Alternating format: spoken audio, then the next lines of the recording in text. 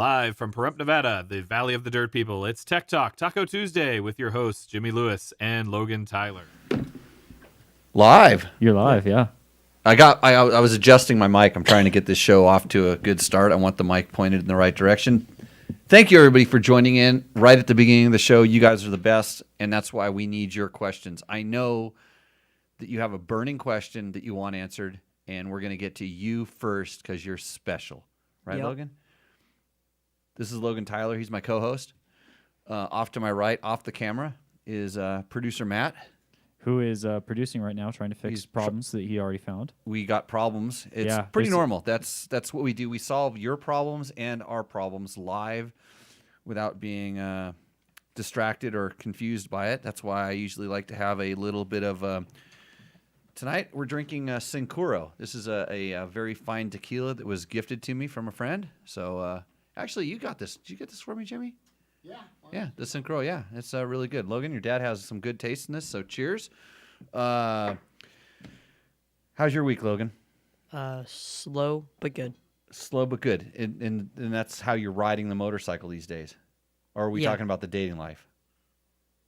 I thought we were talking about the school part. Oh, school. Like the riding school.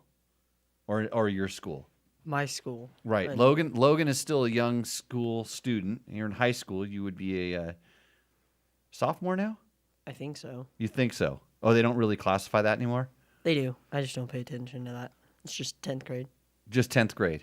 I think that's sophomore. Yeah, I think so. Yeah, that sounds good to me. So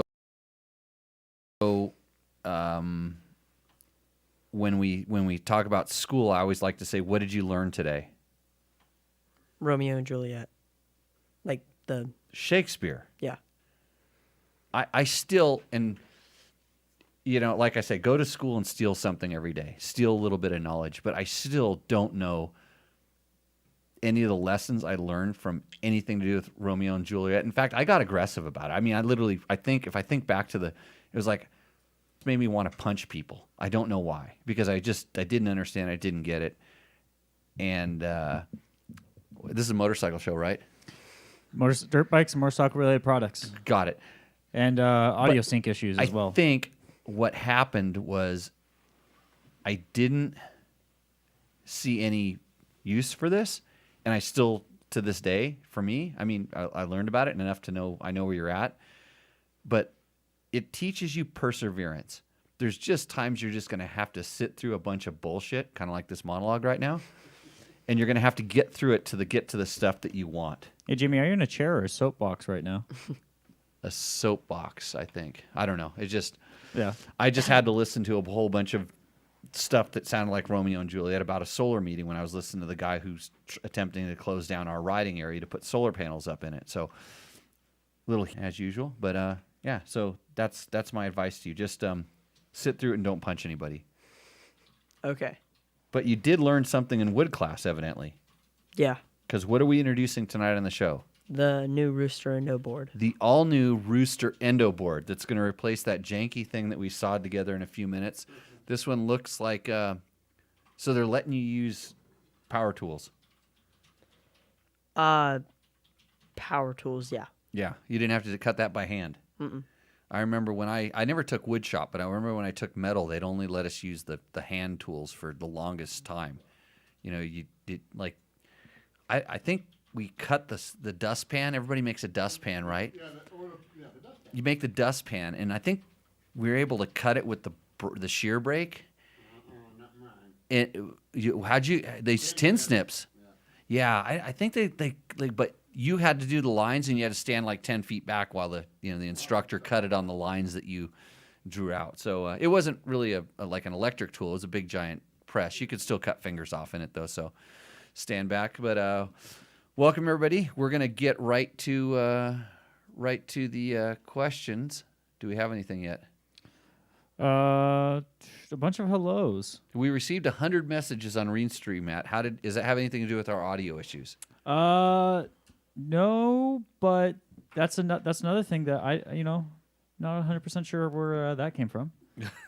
I'm a good producer, I promise. I know everything about everything that's going on in this show. Yeah. With 80% certainty. I'm calling Mike Shirley right now because we're going to try to make this show even better. Even better? Hopefully. Okay, sounds good. We have to Hello, pitch him our Jimmy. idea too. Hello, Mike Shirley. You are live on Tech Talk Taco Tuesday. Well, hey, you guys got all your hamster wheels running right. That's pretty cool. Good job. You're live for at least as long as my phone battery works, but we'll. Yeah. Well, So Mike is quick conversation. Keep it short. Mike Shirley, friend of the show, owner of Rally Navigator, which is currently your online software-based way to make road books for cross-country rallies, TSD rallies, all different kinds of rallies. Am I correct? Yeah. Fun project. You play with it. I play with it. Get some use, and we get to go ride some dirt bikes and some road book routes. So yeah, it's been a fun project. I'm working on that since 2013. And I'm diving headfirst into rally boot camp. It starts literally tomorrow for us out here. So I've been using the super top secret RN2. You might know what I'm talking about. Ooh. Oh yeah. It's only gonna be top secret for a bit longer. We're about ready to start letting that out for some beta testing coming up here pretty soon. Yeah. So a few of us have been going through the learning process of how to make a better rally navigation map book creation software. Of course, I just complain. I use it and I complain about things. And He's gone. he's gone. Does that mean my battery's too dead? Or did No. he hang up on me? Probably hung up on me. I think he hung up on you, That or could- you hung up on him. I've I'll seen call you him use back. the phone. It's very Okay, we're back. possible. I don't know. Yeah, I Yeah. hung up on you, didn't I? Oh, okay, maybe. So- It wouldn't be the first time. So I was just saying I complain about stuff and magically it gets fixed. So it's going to be really cool. It's all the improvements you want in the old one if you're familiar with it. Yeah, I'm excited. We've been working. We just had our list of ideas for a long time, and we first started working on that back in 2013. So the way technology changed, it's evolved quite a bit. And, the current Rally Navigator all works on web base, which has got some pluses, but it's got some minuses too. And we're working on some new software that's going to work right on your local computer, and that's going to be more stable, faster, and more secure. So been working with Dave Peckham on that. He's doing all the coding, and Dave's run ICO, Rally Management Services, been around the block a lot. And he's just a wizard on Longtime software. player So. on in the rally scene here in the United States, and also, like I said, I don't know what he does, but he goes into the code and he does the tick. Matt knows a little bit about this. Yeah, I know a little code. I can do Matt some knows a little Python. code, but this is why we called you earlier. We have a thing that we need to show you because it needs some.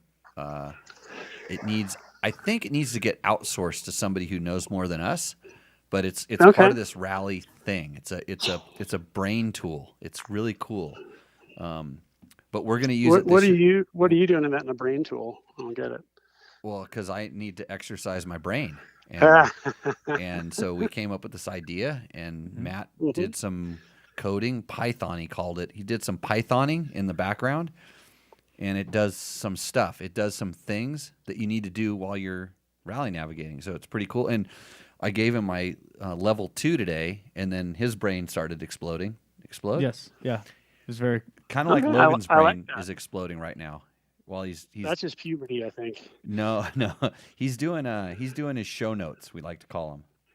He's trying to stay up Oh, on top okay, of the so he's- game. Which he should Well, have his even phone better- ready better for late the than show never, notes yeah. when, Because when the this time show is brought to you by. Look at he shifts gears real quick. Hey, this show is brought to you by Rally Navigator.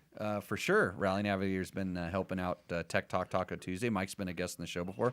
Of course, we'd like to thank Yamaha, Scott Sports, Climb, DDC, Trail Tech, Taco Moto, Seat Concepts, and Bulletproof Designs for helping us out there. I use all of that stuff. Almost every single one of those things I just said I use, and I think they're all good. So what about a YZ 4-stroke, Logan? Do you know anything? They are for motocross riders driven to dominate. The Yamaha YZ line of 4-stroke bikes are built for victory. Mike, does he need to put like more gusto behind that voice? Just pack a little punch? Yeah, they're working on a little- slam some Mountain Dews before the big read. Yeah, just little gusto. So let's put some behind it. Visit YamahaMotorsports.com today to explore what's new and improved for 2022. The YZ450F and YZ 250F bring the performance with powerful 4-stroke engines. Say it like you Reduce- have a powerful 4-stroke engine, like pushing Vroom you. vroom. Yeah. Give it some vroom, okay? So start with reduced. Reduced unsprung weight and new suspension settings. For the look of a full factory ride, both the Yamaha YZ450 and YZ250 come in exclusive Monster Hold on, I Energy got something for this. Keep going. Yamaha Racing Edition graphics. You better go packages. fast. And you can take precision tunability to the next level with the Yamaha exclusive and industry's only free power tuner app. Visit YamahaMotorsports.com today. Find your Yamaha YZ and enter victory zone. Yeah, I got my voice Oh, man. Matron. Oh, boy. We're not a real podcast unless we have a voice Matron. Logan, do your homework. Start practicing that to 125, the 2-stroke read. I always just say 125 because it's so much fun. Okay, Mike. So we're gonna contact you about. It might be in addition to the Rally Navigator family. Okay. It No, could- we're looking. We've got a lot of projects we're tying in with. Luke's working on the Tower One electronic roadbook reader. We're tying in with that. Mike Johnson has got his Rally Comp product. So yeah, it's actually we're trying to tie in with a lot of the different hardware. And, yeah, we've got just the feedback from you and a lot of our core users. It's really been a community effort getting all the ideas cataloged. And yeah, we've just got a laundry list of improvements to make. So Dave spends his winter times computing and coding up in Washington, and in the summertime he's raising baby goats and God knows what up there. So hopefully it's a long, dark, cold winter, and Dave can spend a lot of time Doing coding. more coding. And we'll get this thing jamming together. But no, it's been a fun project, Jimmy. I'm pretty stoked to have you guys using that. You're doing some pretty cool stuff with the guys you're training, and shit, I might come down and hang out next couple of days if you guys are playing around dirt bikes. Oh yeah, so, come down. I'm No, game. no, we can Okay. we can use help. We need we'll talk after the show for sure. Because there's actually we got some pretty fun. We got some really fun rallies. They're super confusing, some of them, but they're super fun too.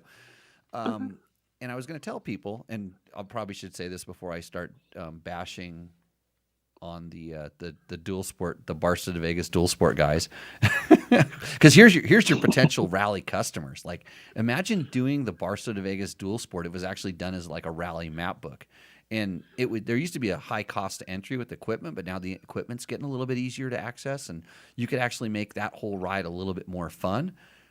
If you didn't like crash in the water or crash in silt, but that's a whole different thing. I should now plug my riding school, Logan, right? My riding school. What's Jimmy Lewis Offroad.com. Yeah, that's the website. We do training. You're a coach, remember? Mhm. Got it. Yeah, good training. I took the school. I liked it. I learned a lot. Braking, off-camber riding were two of the big things I learned from you. So that's been a big help. Braking's important. Slowing down before you ride into a river is important. Mhm. Actually, Crash slower. Oh, hey, so guess where all the carnage happened, Mike? Of all the people to be talking to about this, remember Go- Afton what- Canyon? Remember Afton Canyon? Mhm. Your fan blades do. they're still down there. I know that's. I bet you the people were crashing hit your fan blade that broke off. So Mike drove through this, and it was the same depth it was. It's funny because I heard people say there wasn't water the week before. The water there is pretty much always the same height. It just and if you want to make it lower, it's real simple. Crawl through the reeds in the middle of it and push the reeds out of the way, and then there's like a natural dam that forms in there. You have to crawl pretty far in there, and it takes a long ass time for it to flow down. How do I know this? Because I've done it before. But anyhow, Mike went in there with his truck and just started driving in there and had a nice, good little pace. He wasn't going too fast or anything. And, he had a wave going. And just at the very end, it looked like he slowed up. And that's when your fan blades, because it was, how hot was it that day? 120, 117? It was blazing, pretty blazing warm. hot. Yeah. Well, anyways, he slowed down right at the end when he started coming up, and the water, the way he was pushing it, the water managed to go back and splash, like the wave came and splashed underneath the hood of the car and went up, and the electric fan blades, he had dual electric fan blades, just came off.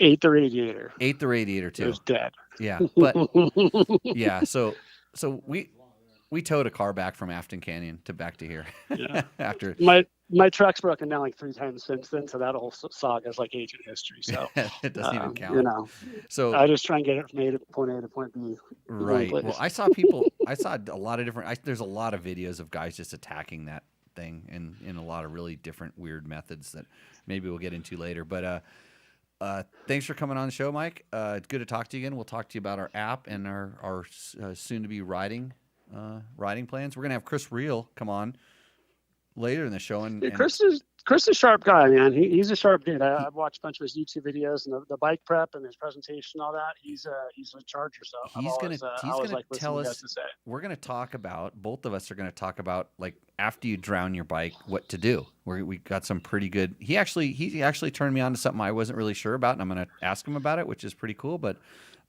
we're both very confident on the idea. Once your bike stops running in the water, don't try to start it again right away. That's about all I know.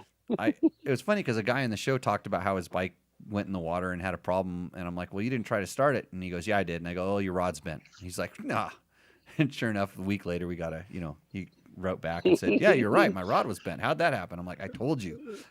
It's Nice. water. It's hard to compress the water. So yeah, cool. Well, I'll tune in for Chris. I'll go start packing my stuff, and I'll plan on heading to Prump here and go hang out with you guys and have some fun. sounds good, Mike. We'll talk to you soon, and I'm going to tell everybody like why they need to start paying attention to some of this rally stuff. If you are, just for instance, like just a regular guy, and you want to go kind of do something different with your riding, making a rally is a really fun thing. I was kind of surprised how much Matt took to it. I just said, here, Matt, go try this.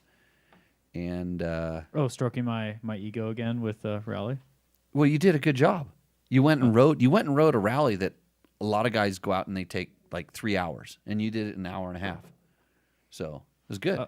Oh yeah. Oh Yeah. Well, thanks. Well, Yeah, to think you just real compliment. Wow. that is a compliment. It's true. He did a good job rallying. You want to try rally, Logan?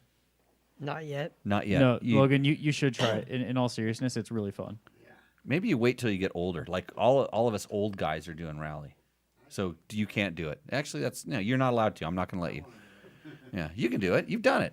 You did the Prump to Dakar that one day. So Logan can't do rally, and I think that we got some questions, right? Oh yeah, we got questions. If Logan, you want to pull it up? Yep. Logan's going to answer them. And It's this is why we don't have a time- soundboard, people. Time for Logan's Yeah, questions. that's why we don't have one. Facebook user. Is Okay. it worth upgrading to a newer KTM from a 2014 500 EXC? Yeah. That's a really good question. And so he's talking like a 20 or 21 or newer or brand new. Let's just say brand new from a 2014. And as my good friend Ray Conway always likes to say, there's a lot less motorcycle there because there's a significant amount of weight drop between those years. Now, if we're just talking stock for stock right now, if you just took a stock 14 and a stock 2022, they're pretty much the same bike for most riders. I don't think that there's any significant performance advantages that either one has, because I'm pretty sure that the older one would probably make a little bit more peak horsepower, but I think the drivability on the newer one stock has gotten a little bit better. And then when I start talking about the weight difference, most people, when I see buy a new stock one, they add all the weight that the manufacturer took the time to trim off in very, very unique and sophisticated ways. I see them add it right back on. And not to say that that's right or wrong. It's just that's kind of what happens. So the advantages and disadvantages, you will hear all over the internet that the suspension is not nearly as good, and I wholeheartedly disagree with it. I think the suspension overall the performance has actually gotten a little bit better. It's the same.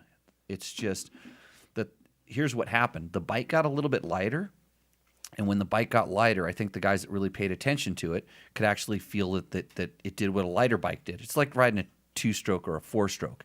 You ride the 2-stroke and the bike feels like it's a little bit dancey, and you ride a 4-stroke and it feels planted. Well, the new KTM that's 14, 18 pounds, whatever it is, lighter, is a little bit more dancey. And it's not because that they, made the forks a single-sided, it's rebound on one side, compression arm. It's not because of this, and they didn't cheap down or dumb down the stuff. I'm pretty sure that they saved some money on the production side based on what they did, but I don't think they lost any performance. And this goes for the Huskies and as well. But is there a difference? You're getting a newer bike. I think that's the biggest thing. You're getting a newer bike, and if you could find a 14 with 50 hours on it, you'd probably be in the same place in about a month, because your new bike's going to have 50 hours on it, and net. So it really depends on the biggest difference is, so when we start talking about modifying, the biggest difference is that the 2022 will be harder to modify than the older one. I mean, the ECUs are all locked, but there's more stuff connected to the ECU, talking to the ECU about, what kind of emissions are coming out of the tailpipe, and it's making different adjustments. So it'll be a little bit harder to modify. It basically comes down to, you need a different ECU, but do you really need to modify it? And when you say you want more power, I just say turn the throttle farther and you'll be happy. So that's my answer. They're the same bike. It's just the newer one is newer.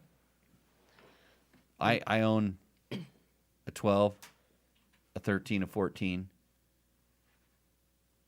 an 18, and a 20 or 21 or something like that. So I have a pretty good grasp of what I'm talking about. And I didn't get a 16 because nobody's offered me one cheap yet. Less Death 69. Less death.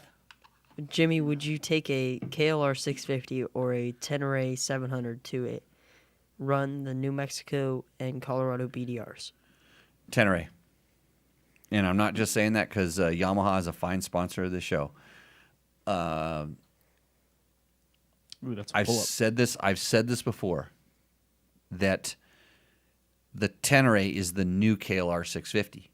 And I want the newer, better thing. I think KLR is a great bike. If you're just getting into this adventure bike thing and you just want to kind of tippy toe in and just get one that'll kind of do it, I would get a KLR, because especially if you're new, because it's just the more user friendly power and kind of more simple. I don't know. They're all kind of the same these days because the KLR is now fuel injected, so it's up there with all this stuff. But yeah, Tenere every day, because it's like double the performance of the KLR, and that's what I want. Garrett Carlson, are there goggle secrets that pros know to handle dust, mud, etc., that us mortal folk might not know? Yes. Yeah. So the guys who know this are the goggle guys, like the guys that prep goggles for the racers. And at the races, there is such a thing as a goggle guy. But I learned about the dust and stuff, and we did everything from put baby oil to Vaseline around the, on the foam, and not the foam that goes on your face, but the foam that's like kind of the venting foam for rain and mud. There was different ways to tape it.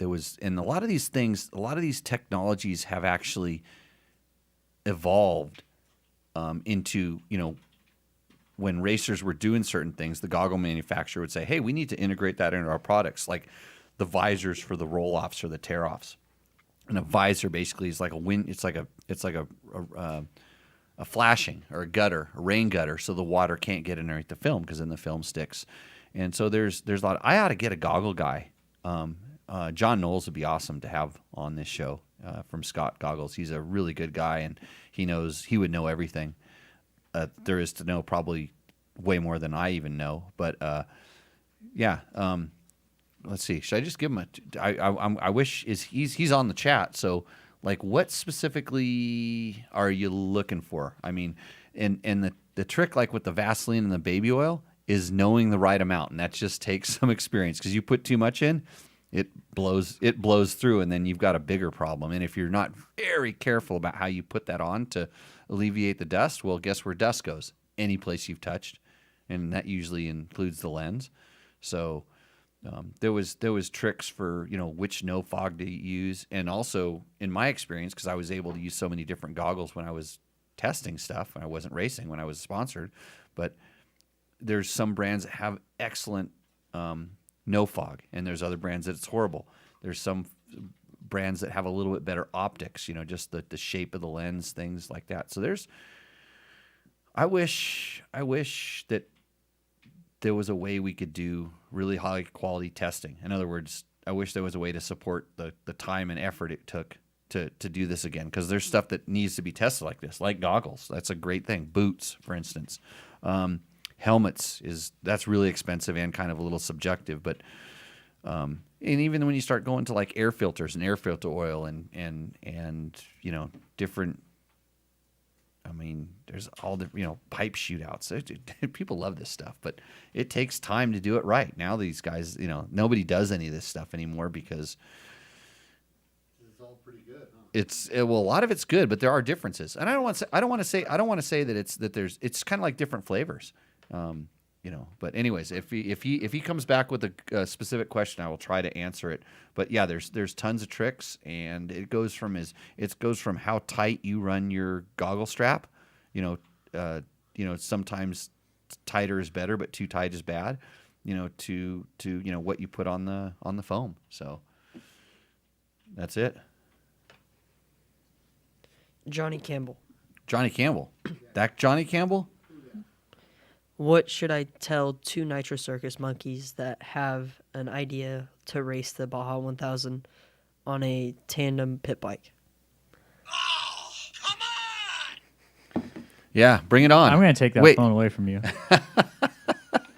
I'm going to find better ones. Wait. Like, read that. Two Nitro Circus monkeys. Nitro Circus monkeys that want to do it on what kind of pit bike? Tandem. A tandem. Like two guys on a single bike? Oh, they're gonna build. It's like a tandem mountain bike. I would guess, yeah. Tell them to go for it. Like, what do you have to lose other than you told them to go for it? I'd Well, say just have they probably want them to pit them or something like that. A tandem pit bike. That's the stupidest thing. But then I know some donkey that. What did I do? Oh yeah, we raced an XR100, but that was fun.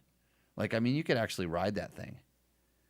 So there's always somebody looking to do the next stupid thing, and it just the stupidometer just gets wound tighter all the time, and there's always somebody that's going to one up. So if those guys do it on a tandem thing, somebody will do it on a triple, and it's all game on. Next one. Justin Hansen, 450X headwork. Is that a question? Yes. 450X headwork. So, like, I should ask Johnny Campbell this, right? Yeah. And we're talking about a Honda 450X, I guess, right? Mm-hmm. Does it say Honda? X. X. That means Honda. Okay. I think so. I'm just trying to be clear. Well, hold on. So- The question says best solution to minimize adjusting valves for Honda 450X headwork. Oh, boy. Those are two totally different. So, headwork to me means like porting the head. Yeah. Or maybe putting bigger valves, or like there's all kinds of headwork can mean a lot. So let's get to what's the whole question again? I don't know. I read everything I have. You read everything you have? So I'm reading from the same docket. Sounds like a computer issue problem to me here. Yeah. So no, the question that I have right here is best solution to minimize adjusting valves for a Honda 450X headwork. Hold on, attention. Okay. Oh boy. Okay. Oh boy. Best solution. These views are going to be dropping. I knew I could make this show worse. Just give me some opportunity here. So the best solution to not having to adjust the valves? I believe so. don't let dirt go past your air filter, and don't over rev it. This works for any 4-stroke. Even my XR100, if I don't let dirt go by the air filter and I don't run on a rev limiter, I never have to adjust the valves. This goes for my KTM 350 that I looked at today, and it looked like the whole valve cover, because it's seeping a little bit of oil, kind of like what caused our buddy George to replace all the gaskets on his. It looked like it was actually growing on top of that valve cover because it hasn't been off for so long. And I don't need to because it starts and it runs fine. And I don't over rev it, and we don't let dirt go by the air filter. So is that the answer that we're trying to? I believe so. I don't know what happened there, but yeah, I believe so. Okay. That That answers the works. question. That works on any 4-stroke. And just because it's a Honda doesn't mean it's any different than it's a KTM or it's a Yamaha or it's a whatever 4-stroke. Those two things work just fine. Kel Postel. Kel Postel. I Are used you to race against his dad. are you putting on a rally Jimmy? I am Jimmy Rally. So, no, I'm not putting on it. We do rally training. So I'm not putting on a rally. Facebook user, do you have any idea if us poor Californians will have any green sticker 2-stroke options in the future? I want to buy a KTM 300, but what I've read makes me feel that 2-strokes are endangered species over here. I do not believe that there is enough financial incentive for the manufacturers to push to try to get them what you would call like green sticker legal. I just don't think it's there. I think the writing's on the wall that they can make vehicles that you can buy, be it 4-stroke. The word 2-stroke is a bad word. And it doesn't have to do with how clean it is, because they're actually pretty clean. What is really hard to do is to get them to start up and be clean. Once they're running, they're clean. But the warm-up cycle on a 2-stroke is a little rough for the emissions regulations. And there's ways to do it, but they're expensive, and all of a sudden it's the kind of stuff that people would take off instantly, and that's not the way the manufacturers can produce vehicles anymore, blah, blah, blah. So the short answer is no. I'm pretty sure that there will be ways for you to... Oh, that was a Tecate, the Gulf of Mexico. I'm pretty sure there'll be ways for you to be able to ride a 2-stroke in California if you are smart about it. But I think if you're if you're not that informed, like in other words, if you're not listening to this show, you will probably not have a very good time riding a 2-stroke in California. But if it's the kind of person that like is smart enough to listen to this show and then seek out decent information, there'll be ways. There will be ways. And I just moved to Nevada. But I'm going to have to ride my damn 2-stroke through a solar field, or in a solar field, evidently, the way it looks now. So, okay. Ricky Brabeck. That guy. I think it's the imposter one. Okay. The imposter Ricky Brabeck. Yeah. What year bike was that for smoked on the dry lake bed? He's talking about the Husaberg 570? Yes. It was a 2008. Yeah. It was roosting. That was a rooster noise, by the way. Yeah. Roosting across the dry lake bed. San Felipe Bob. Hey, Jimmy Lewis. Beta 300 forks that were topping out kind of funky. Adjusted the rebounds slower a couple clicks, and it worked good. Thank you. So that helped, but I'm more curious about the fork oil level than anything. Because a lot of times, especially in an open cartridge fork, everything's splashing around. And if the oil level is a little bit low, it can kind of at the very end cavitate a little bit, and there's not the oil. I don't know how to explain it. I can visualize what's going on, but sometimes like having a little bit lower fork oil level, so less oil in the fork can cause this, but also a little bit of cavitation can cause this. So I've always found And Honda forks do this as well. CR450, the new CR450X, I'm like hypersensitive to it. If the fork oil level is set like a little bit too low, they tend to top out, and you get it to where I don't actually mind a little too much oil. I'm not saying too much per manufacturer's specs, but I'm saying too much for most people because they feel like the fork doesn't bottom out properly. I like it to bottom out like very little, if any at all, and adding oil can help this. So check oil. But yeah, that's usually a couple clicks of rebound, or it's amazing what that'll do. Because you're just slowing the thing down. It's like, it's all that spring pressure is pushing back down, and you're doing it so it just doesn't get too much speed and slam into the end of the stroke. When you're doing those massive wheelies on that Beta 300, I'm sure, Bob. USA Outdoorsman. Wait. Pronunciation one more time, Logan. Outdoorsman. USA Outdoorsman? Yeah. Okay. Say the whole thing. What's USA Outdoorsman. okay? Got it. Just because I can't ever remember names, so I want to hear them clearly once. A new 450L or X or Husky FE 501. I have a Vortex to put on one or the other. Currently own a Gen 1 450X. I enjoy pounding the whoops because it's the only thing I'm good. Is it an upgrade or downgrade? Why are you asking me? I'm the guy that hates pounding whoops. So you're asking a guy that doesn't like what you like what I would do.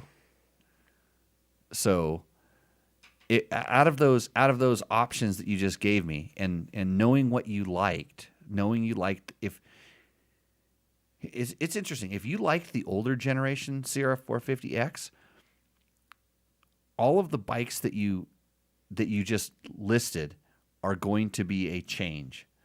The L would be the biggest change. The X, I think the Husky would be the most similar, because the newer Hondas feel like they sit up a little bit taller, where the Husky actually rides a little bit lower. But none of those bikes have that stability and weight feel that your older bike has. And the fact that you have an ignition to put on it doesn't change much for me, other than the X and the L become a little bit more similar. But at that point, it's like, do you need the license plate or not? And maybe you have one on your old bike and you need a license plate on your new bike. So there's a lot more. This question could go a lot deeper, but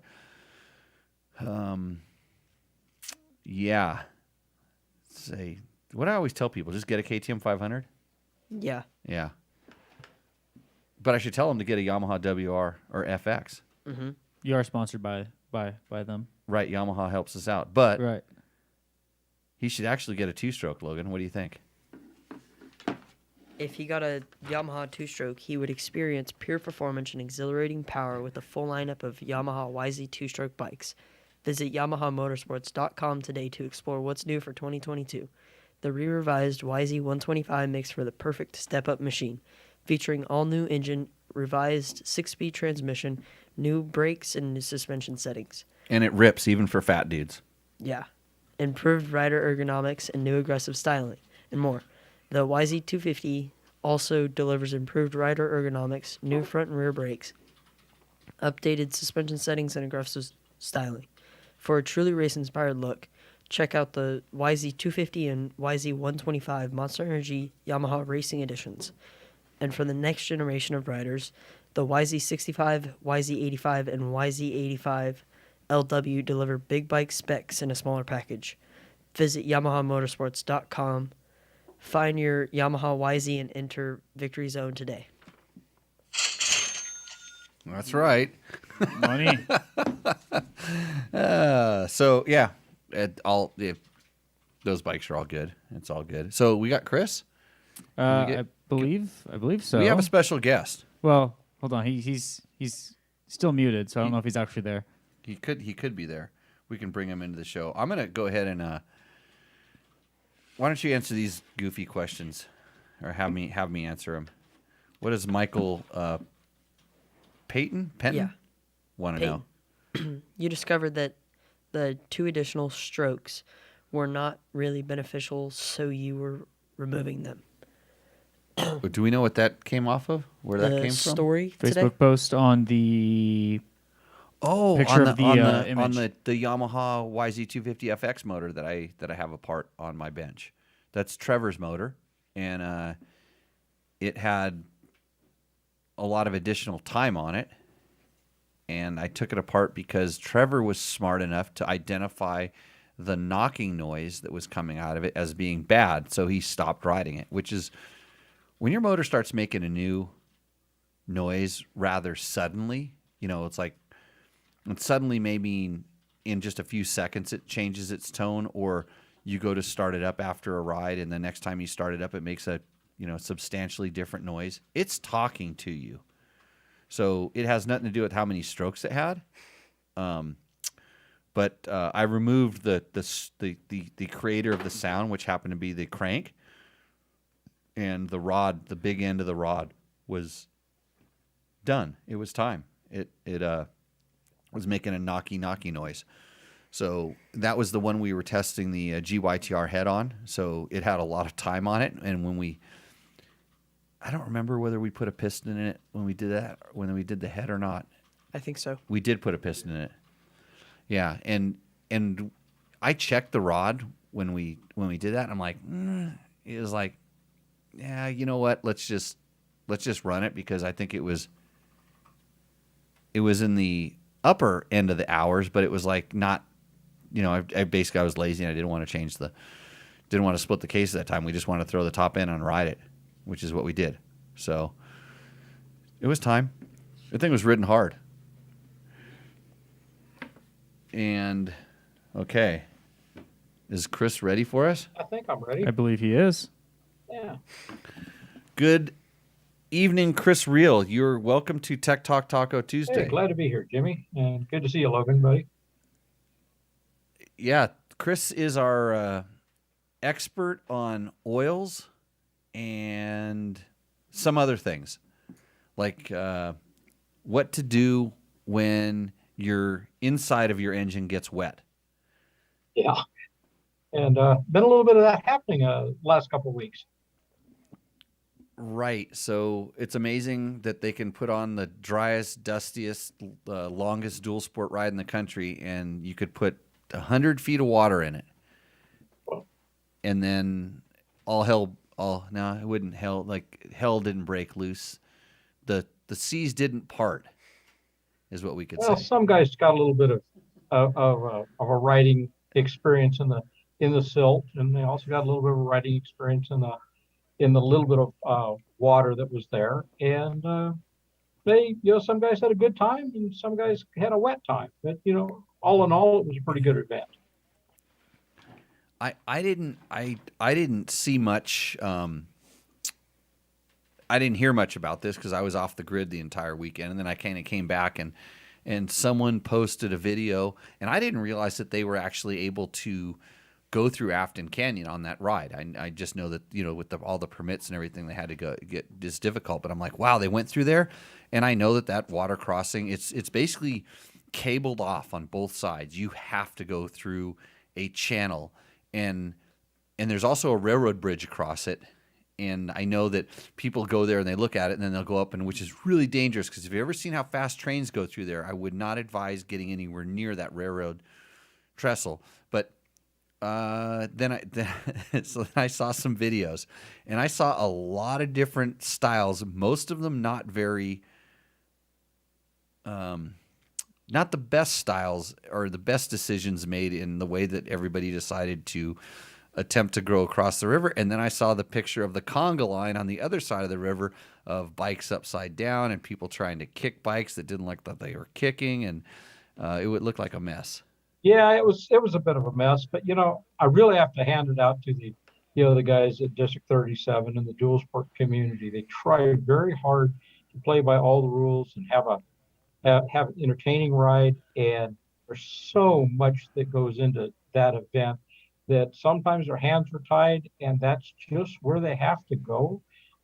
So they really did I would call it a stellar job, but some guys, a couple sections were a little bit challenging for some guys, and that's what an adventure or a dual sport ride is. It's a little bit of a challenge. Yeah, and I think there was an easy way around this, correct? I Around the water. believe so. I didn't look at the whole course map. I kind of went off grid this last weekend also. Um, but that's they will never leave you absolutely stranded with no way around. And so I'll have to say that it wasn't a completely self-inflicted wound, but some of the guys took some of the guys took an adventurous route, and we've all done it. So I'm not saying anything bad about the guys. It's like I've been the guy upside down in the creek. So it's all good. Yeah, we've all done it, and like you said, that the fact that they, all if anybody who's complaining has any idea of the effort that goes through to get those permits and to execute that event, they wouldn't be complaining anymore. They would be actually, if you know what they really, if especially if you're really bitching on social media, which is what people love to do. I always say, well, do it yourself. Do what you're complaining about, go fix it.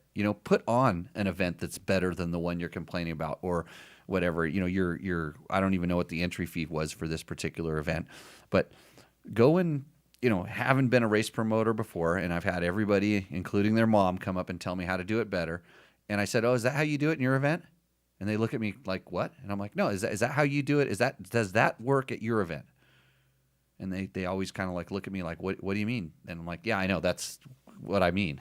You don't know, you have no idea, and there's reasons. But anyways, kind of back to the we'll get to the water too, because so after watching a couple of the water videos, which I actually they weren't kind of crash videos, they were just kind of oh boy, you could see it start before it happened. But then since I started watching this, I guess Facebook decided to show me more, and we started watching the silt videos, guys riding through the silt and crashing and doing ridiculous stuff. And I always, so the funny thing about those two situations, water and silt, is, believe it or not, they kind of act the same when you ride through them. The way the bike reacts and the kind of stuff that happens, like they kind of start, both of them in certain instances. Well, number one is you can't see what you're going to hit. This is the number one thing, and this is coming from my riding school background.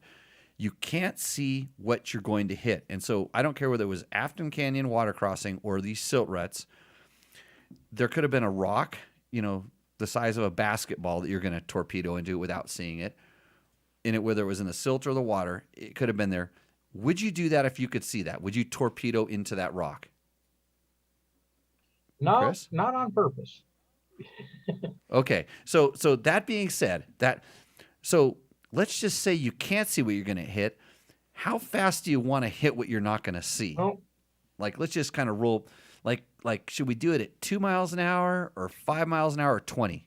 Well, a high-speed crash hurts, so a low-speed crash hurts less. So I'll take the low-speed crash hurting less. And maybe if I've saved a little gas in the tank when I do hit something, I'm not going so fast that I become the passenger instead of the rider. Right, but don't you just get over the back and gas it? For a little while, that works. No, it doesn't. Then you wind up on the funny video clips.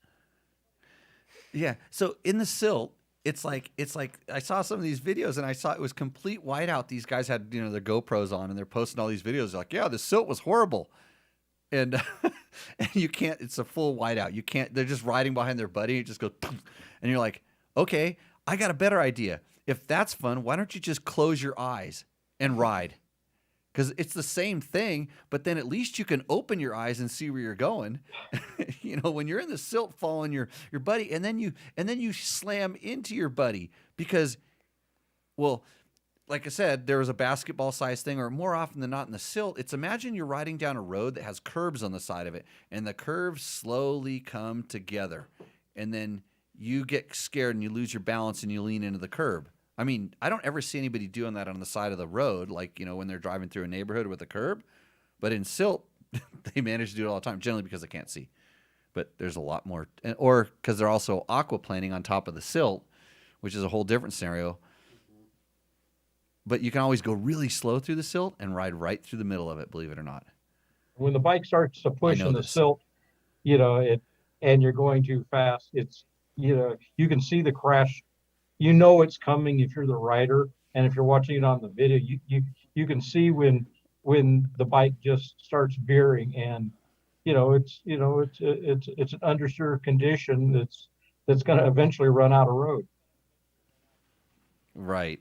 And but okay, so let's get back to, I think everybody, we actually saw some questions kind of pop up on some of the different forums. They were saying, hey, we went in the water, all of a sudden my bike fell over and it got water in it. So water, the bike tips over and a couple of things happen. I'll just kind of explain from what I know, and correct me if I get wrong. The bike tips over generally while it's running, and it takes a little while for that water to get through the air filter and kind of get in. But then again, it's kind of hard to find your kill button when it's down underneath the water. But it's going to suck a little bit of water in there. And generally, it's going to stop running pretty quick. Just boom. Is this correct? And at that point, if it stops running, you're not going at real high RPM, and it stops running fairly quickly, it's not catastrophic yet.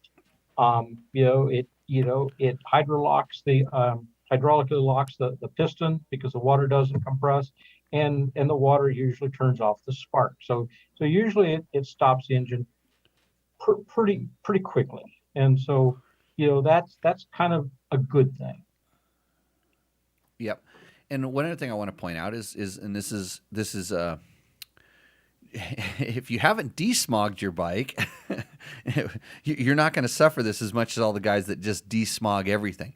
When you turn a hot motor and then you cool it off very quickly, and there's hot oil inside of it, and there's you've vented the cases and the breathers to atmosphere. It's not emissions compliant anymore.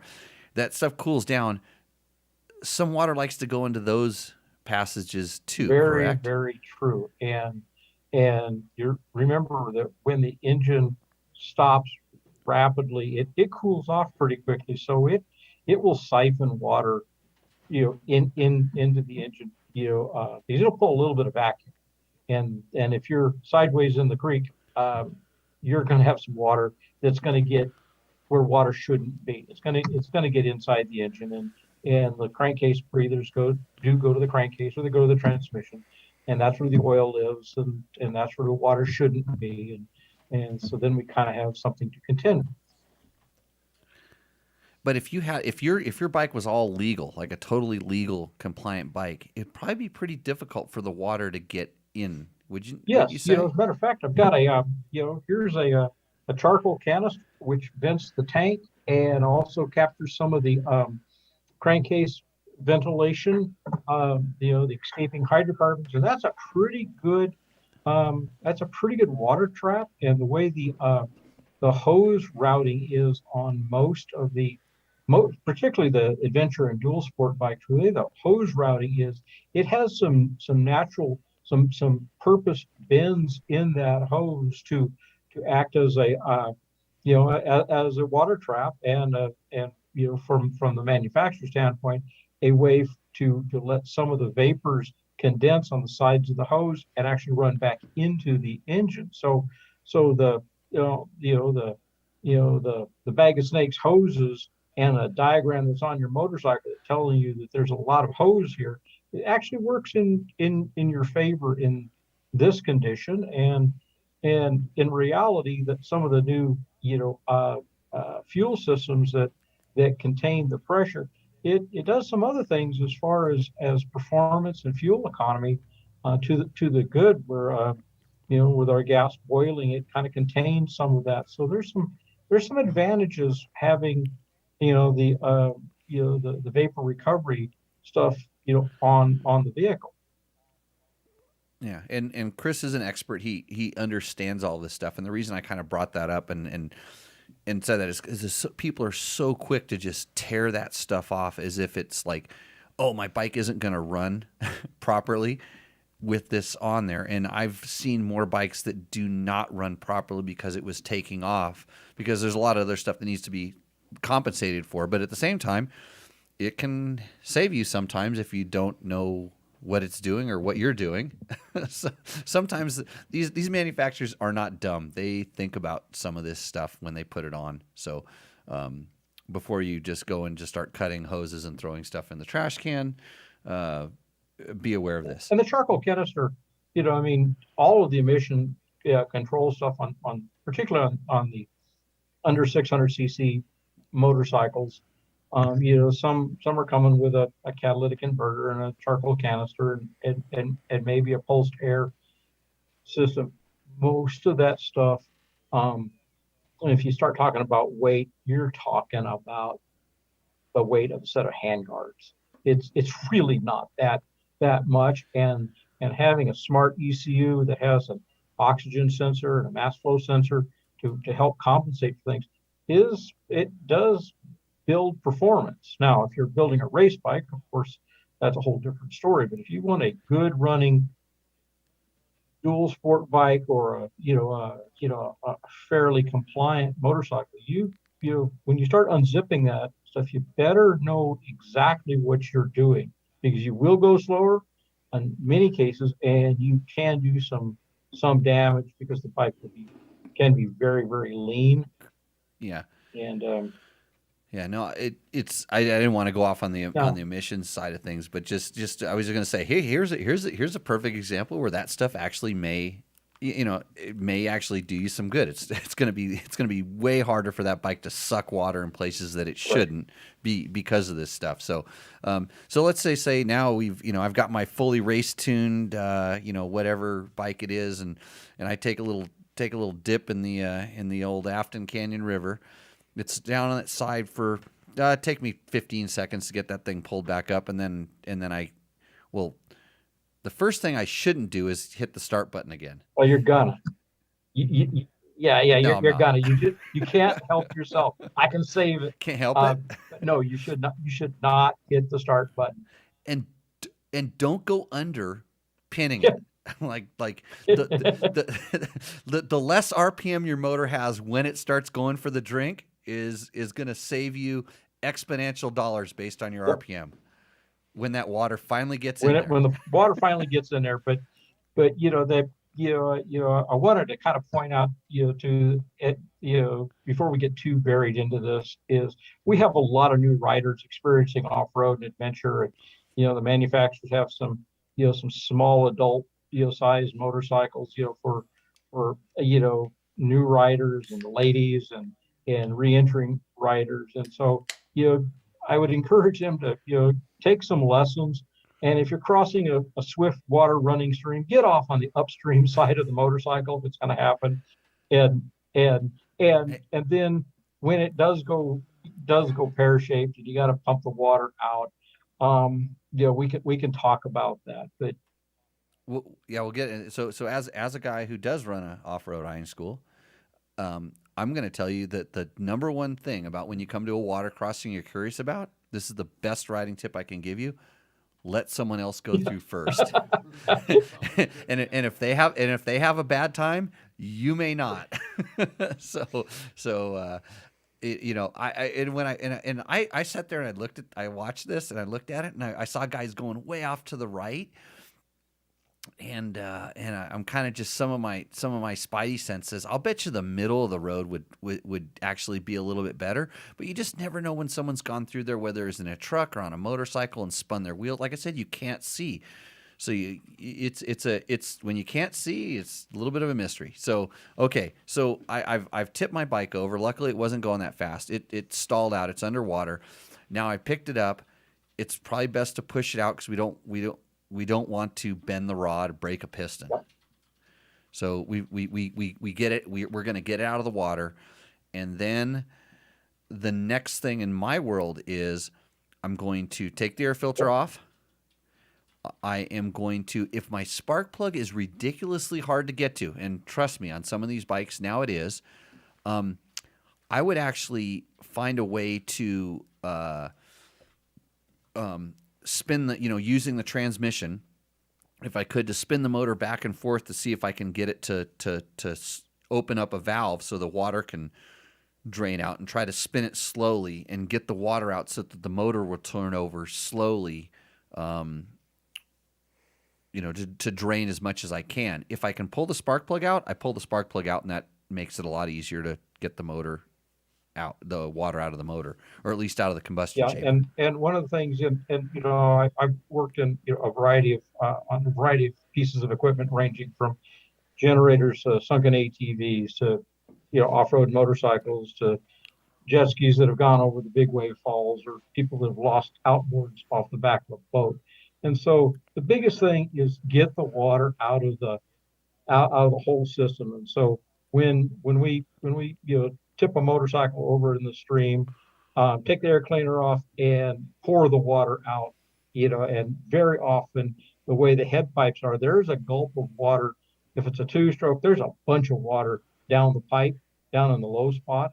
And if it's a four-stroke, the way the head pipe is wrapped around, the muffler will continue to drain water back into the engine. So kind of fights you. So my mechanism is to tip the bike and try to pour the water out. So sometimes I can lift the front end up and do a massive wheelie, or I lean it over on its kickstand and keep pushing it around that one. But get the majority of the water out of the bike, and then start undressing parts to so I can spin the motor over. And removing the spark plug is the best. Putting it on the kickstand and rocking the rear wheel forwards and backwards to try to trick some of the water out of the cylinder is good, but you don't want to really try to start it yet. Yeah. So the idea, like I said, water doesn't compress, so it can bend and break things. So we don't want to do this. And generally, you're in a remote place, and you're going to have to ride it out. And I've done this before. So you get it kind of cleaned out to where it will be free. This is the point when I know that there's a lot less water in there. There's no water that's going to pour back in some way, shape, or form. Then I will go ahead and try to start the bike, because I don't. At this point, I know there's probably some water in the bottom end in the transmission or whatever, but I don't have a choice at this point.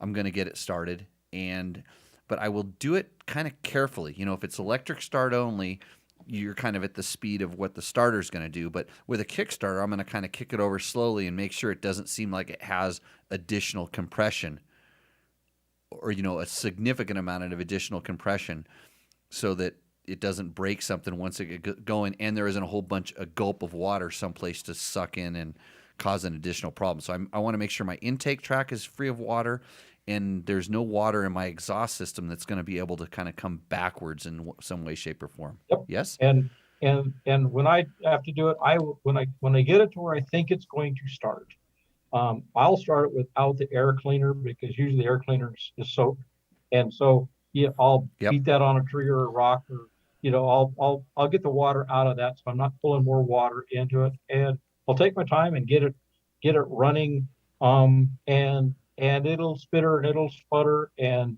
it and when you have a lot of water in the say it's a four-stroke, you got a lot of water past the breather, it's in the in the oil, you look in the sight glass or you look in the dipstick tube, it's going to be milky, and you're going to have a little panic attack, and then it's going to foam some more as you rev it, and it's going to push it back up through the breather, and it's going to make a mess.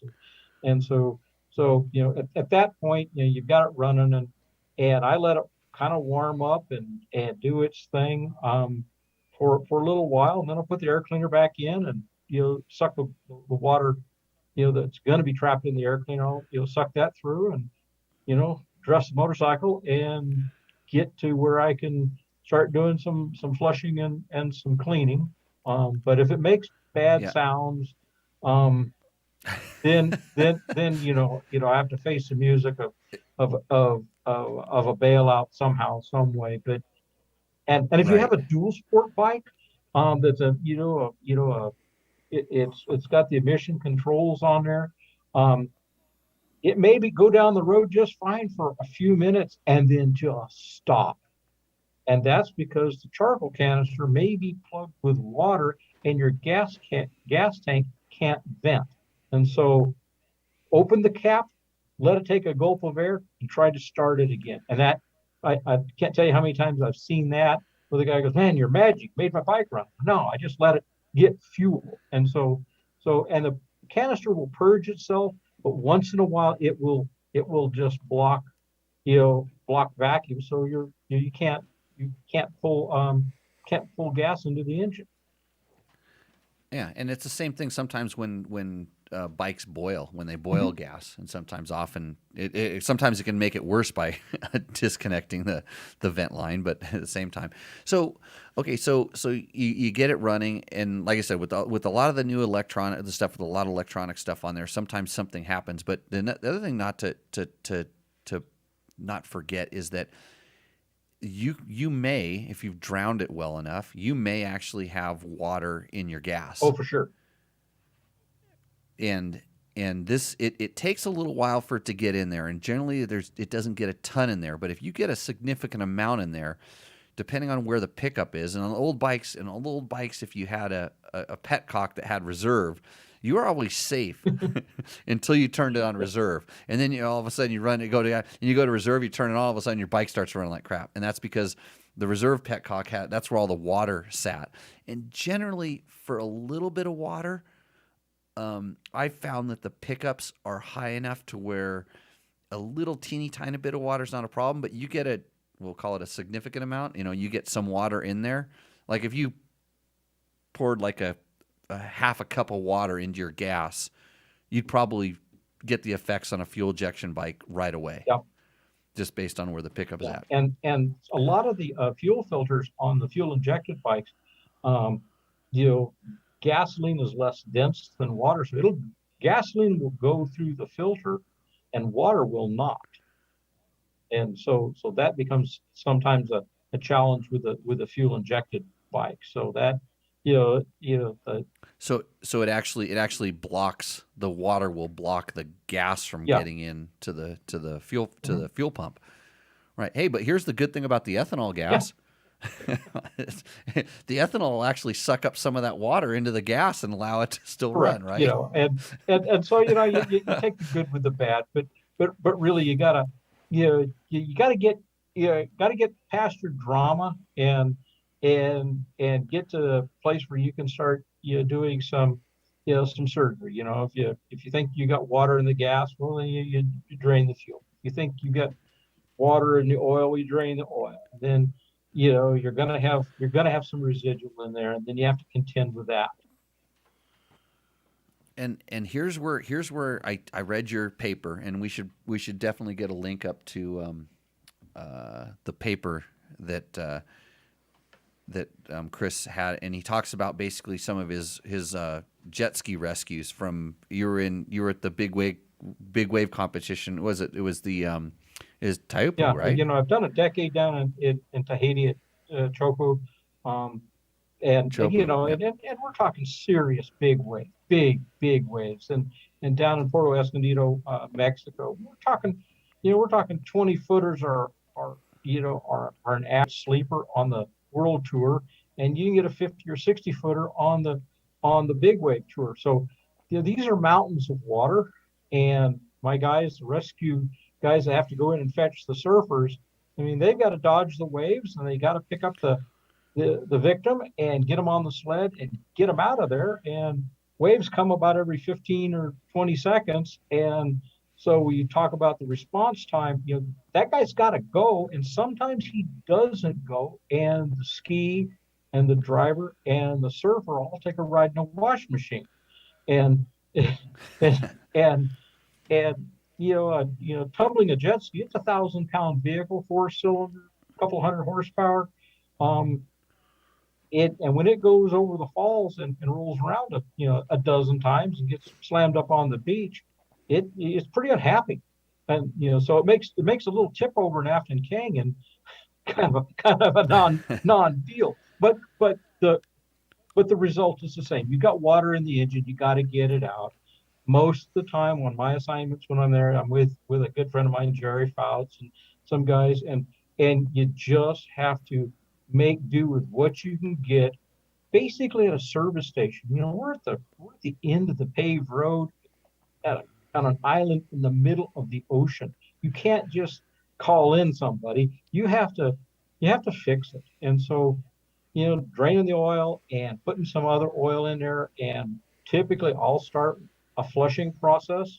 And you brought up using both ATF and diesel fuel as a couple of ways to get the water out. So now we have milky oil, and whether it's in a transmission of a 2-stroke or it's in the bottom end or everywhere in a 4-stroke, now you have this white milky oil, and you need to get it out probably as soon as possible because it's going to corrode. It's going to corrode and rust. So you suggested a couple different things. Why don't you kind of explain? Well, 2-strokes are easy. You got a clutch in your clutch pack. You got some gears. You got an in and an out. And you got a quart of oil. And so what I'll do on the 2-strokes, if I can't get to it right away, I'll drain the oil and I'll put some diesel in there and just kick it through, just rotate, just kind of wash it. And what the diesel will do is it will help bond a little bit of the the water with that, and so I can drain it out. And so I'll do a little purge with diesel on that, not running it, just spinning it through, and then I'll go into ATF flushes on the 2-stroke, with the cheapest ATF I can find, and automatic transmission fluid is very, very high in detergents and dispersants, and so it will entrain the water and it'll turn it into a frothy, red, nasty, foamy milkshake, and I'll run it. I'll put it on a stand and just let the bike idle and the rear wheel go, and then This is even on a 4-stroke. You'll put the ATF. No, you're still on 2-stroke transmissions. 2-strokes, then we'll move on. Okay. And Got so it. I'll do that, and with the 2-strokes, ATF, 2 or 3 changes with ATF. I'm a pretty happy guy. Then I'll put some real, transmission fluid in there, some gear oil in there, and run it and see where I am. But usually I'm good to go with that mechanism, that method in a 2-stroke. After you use like a single or a double flush. Yeah, I'll always do 2 flushes. Yeah, that's okay. And 2 flushes. Yeah, get the thick stuff out, and then have it go in one more time to kind of collect the rest of it, and it gets and it then done. you're good. I used to race my YZ125s back in the desert racing days with ATF in the transmission. So it's not detrimental to it. It's really I mean, they work in your car. Well, it works here. The only thing about the new bikes and ATF is the clutch and ATF is very, very low viscosity, and there isn't a lot of shock load protection with the gears. And in the old days, 20 horsepower out of a 125 was pretty zoomy. 25 was pretty zoomy, and now, and now not, and the gear case was pretty big, and the clutch pack was pretty big. So and horsepower wasn't that high. Now with the smaller gear cases and higher power outputs, the shock load protection on the gears and the loads on the clutch really justify real transmission fluid, transmission oil. That information there is worth the price of admission to listening to this show, which is, it's generally free, but then you have to listen to me, so it's like negative. But that's I'm glad that you explained that very well. So there's a reason why we have motorcycle specific transmission fluids. Yeah, and if you want to look at a spec sheet on ATF, it's about a 7 to 10 weight. If you compare it to motor oil, and a transmission oil is like a 10W30 most of the time. So it's significantly more viscous, and it has a different chemical structure, so it protects the gears better. But in a pinch, ATF, the clutches really like ATF a lot. The bearings not so much. The gears definitely not so much. And so,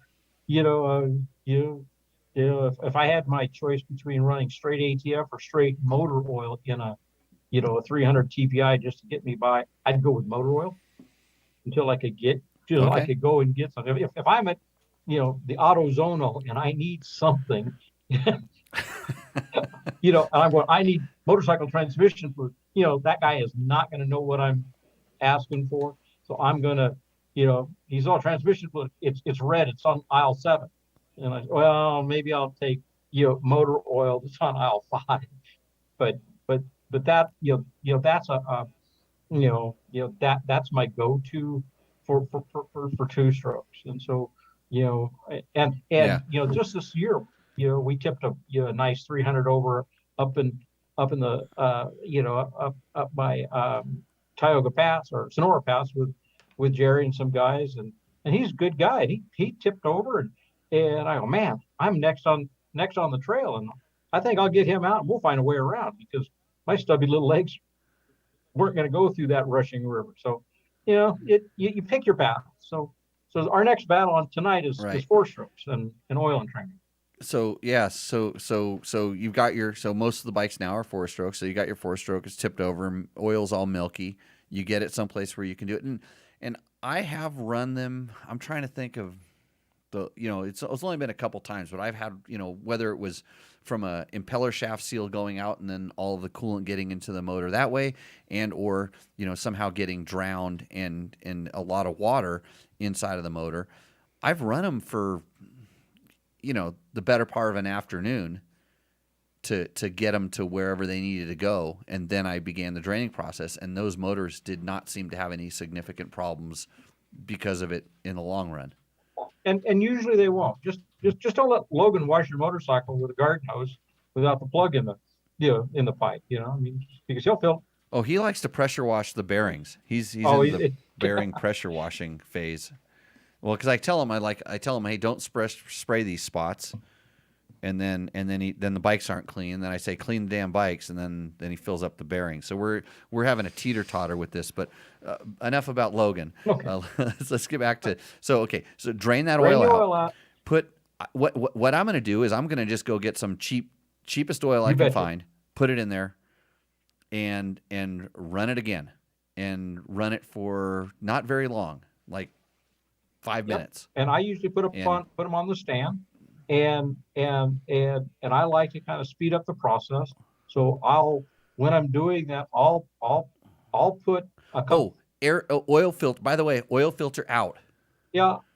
The oil filter comes out with the oil change. You do not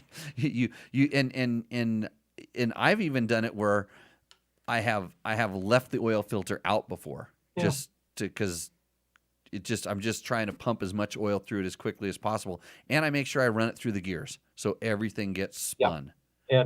And if you want to do a really good flush, I'll put a couple glugs and that's a scientific measurement, glugs. Of ATF. You know what a glug is, Logan? Yeah. Got it. Of ATF Okay, in with that cheap motor oil, because that will help entrain the water, and it'll make me do less oil changes.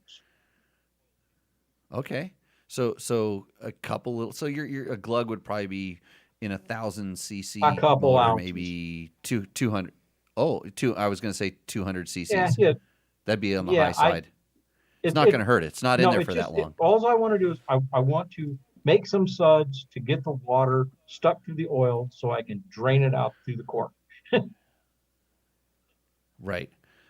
And usually where the water seems to reside is on the, it's like if it usually splashes up in my experience, 'cause I pulled motors apart that have had water in them, and it sticks to the top. It doesn't like, it's not, sometimes it's down on the bottom, but it seems like it's the watery stuff sticks to everything above the oil level. Yes, it does. And that's why you kind of want to make a foamy mixture to do that. And we'll see water, when we flush the engines a few times and we'll pull the cam cover off, and there'll be water up, trapped up around the cam and the valve buckets.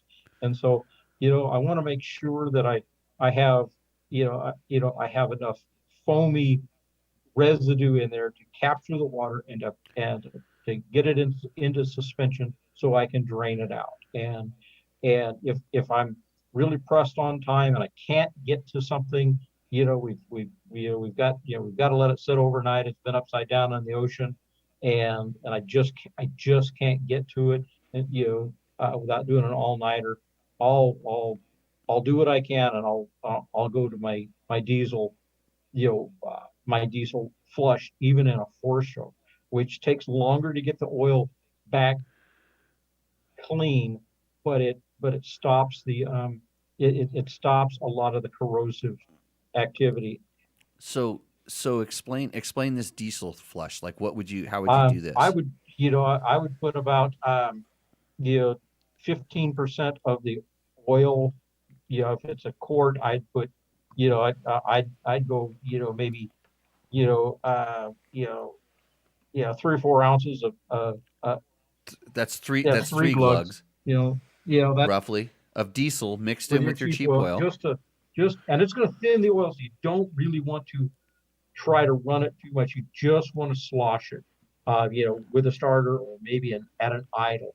And if I can do that and get the water, somewhat off of the parts, then I won't have rust that quickly. So, because really, so what you're really trying to prevent is that water to go in there and actually like start doing some corrosion. So that would take place specifically like on the bearing surfaces, like on the balls and the races, on the transmission gear faces, like inside the big end of the the bearing, the plane bearings. The thing I'm most concerned about are the soft metals when it comes to corrosion. So that's that's piston, wrist pin bushing, wrist pin bearings, steel components will get some surface rusting, but if we get to it right away, it's not as bad. But the soft materials, aluminum, in particular, really likes to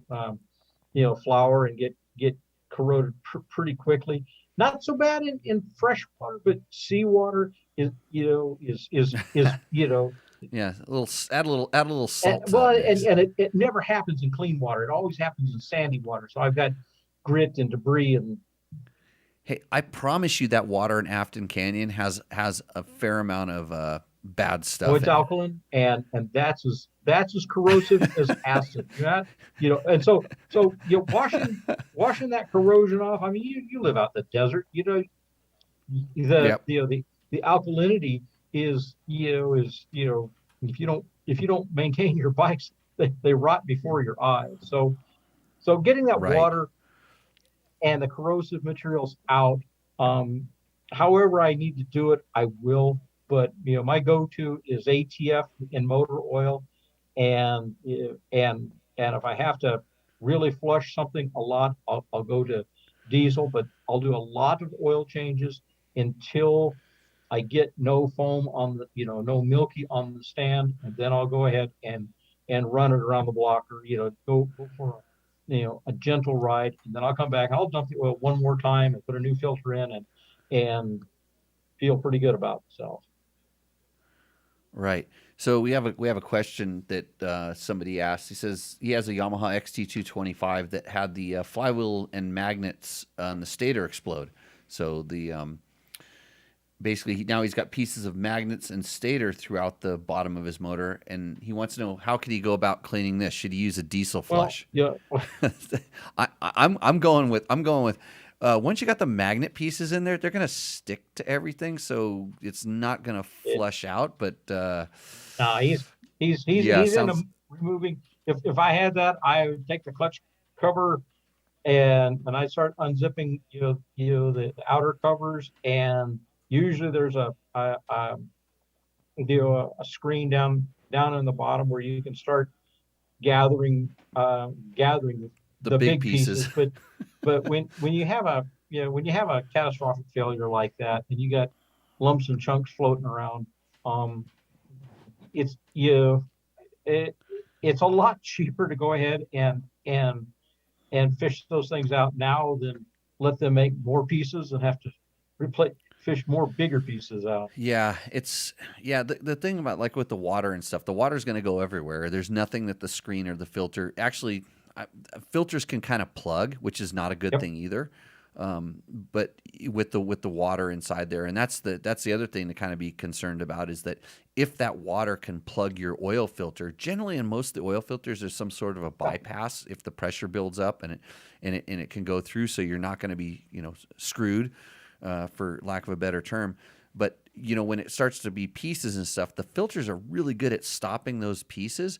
But if you pull your filter out and you see pieces on it that aren't just normal wear and tear, that's time to tear the motor apart, because you're going to have a bigger problem.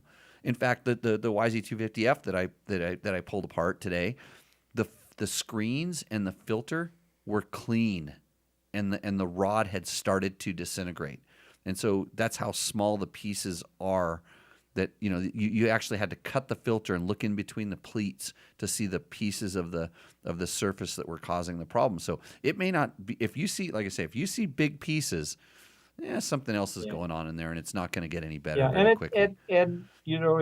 It's a lot cheaper to if you've got a stator that's gone bad and the pieces are in there, it's labor, but it's a lot cheaper than letting those pieces float around and spoil the piston or do some real damage. So the gist of this is that number one, I like to say, watch your buddy go crash in the river. Don't you do it, and then it's his bike, unless he's borrowing one of your bikes, and then you find somebody else to ride through there first. But when it comes down to it, it's like we kind of went through the steps. Be smart about trying to drain all the water that you can out before you attempt to start it again. And then when you get it to a place where you can start doing some flushing, use cheap oil to flush it out, and don't be afraid to add a little bit of ATF into your transmission parts or diesel into your four-stroke if you have the opportunity. And don't run it very long with the diesel in there, because of course you do have, if you when the engine gets hot, the diesel's going to off gas a little bit. It's going to become volatile, and we don't want you to blow something up. So really, it's a flush. So, it's a flush, not a running. And so you just want to, you're trying to undo a bad situation and get back out on the trail with the least amount of drama. So, being able to go to the auto parts store, and buy an oil pan, and a half a case of cheap motor oil and a bottle of ATF, and some rubber gloves and a 6-pack of cold adult beverages.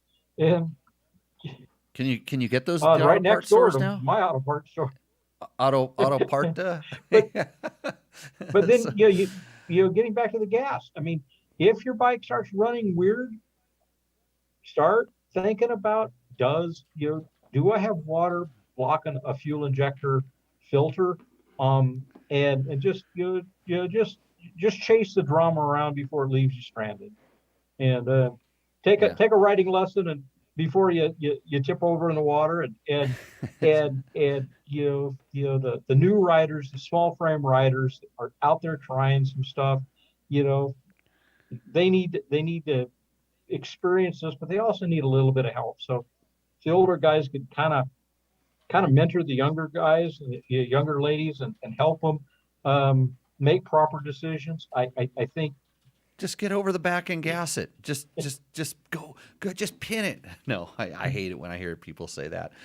No, I'm stoked that we have a lot of new riders. I'm glad that a lot of people went out and took the challenges, and they're trying these things, and hopefully it does wake them up to like, hey, other guys wrote up that, other people wrote up that I can do it too, and you can. And if you just kind of, there's a reason why there's professionals out there like yourself who can tell you how to fix your motor, or prevent your motor from doing further damage to your motor, and I can kind of help you with your riding, and hopefully collectively we can all make a better experience. But thanks again, Chris, for coming on and drying us out on this and, topic.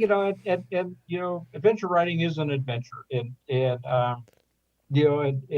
kind of all in this together. So you help somebody out, and before I sign off, I'd like to, a dear friend of mine is just retired and kind of moved out of the area, and I'd like to acknowledge Mr. Preston Petty, the inventor of the plastic fender.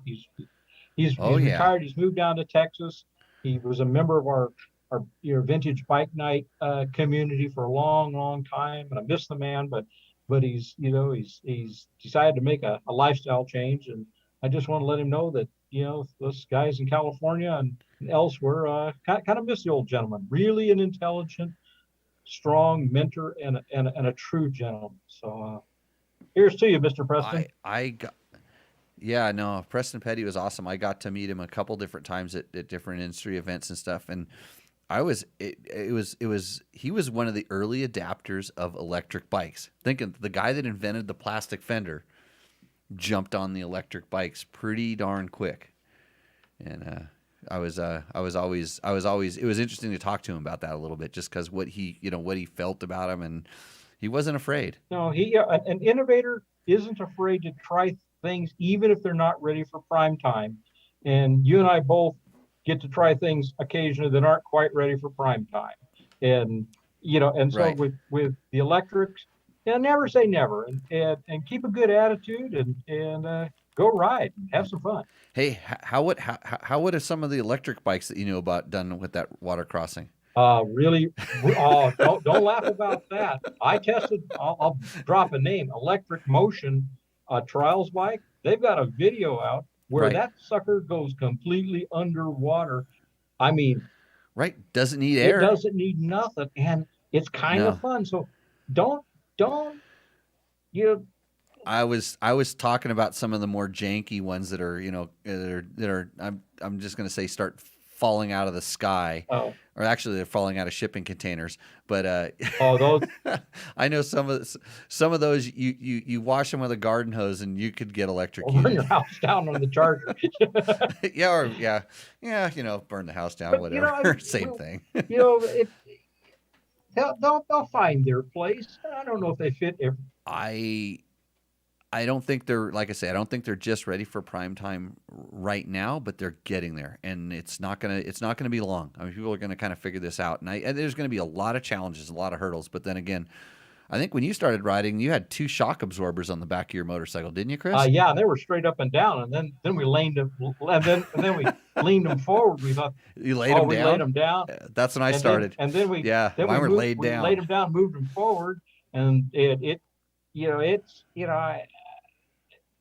been an amazing journey of the things that we learned and where the vehicles are today, and we're very fortunate to have the choices that we have. We can find the perfect motorcycle for the type of riding that you want to do. If you're a track guy, you got to. I totally agree. I can't agree with you more. And it's funny because I always say, people say, "Well, that motorcycle's horrible," and I go, "Might be horrible for you, but it's the perfect bike for somebody else." And it's a matter of, they wouldn't have built it if they didn't think they could sell it. It'd be stupid to actually try to do it. And if they think they can sell it, there's somebody out there for that motorcycle. Might not be you, but that's where you just got to do a little bit of education, and hopefully there's enough information out there to grab it by the horns and go ride. And try different color fenders once in a while, and sometimes it's the right choice and sometimes it's the wrong one, but make an informed decision and have some fun. Yeah. I mean, dirt bikes are fun. I've always said it. Motorcycles are fun.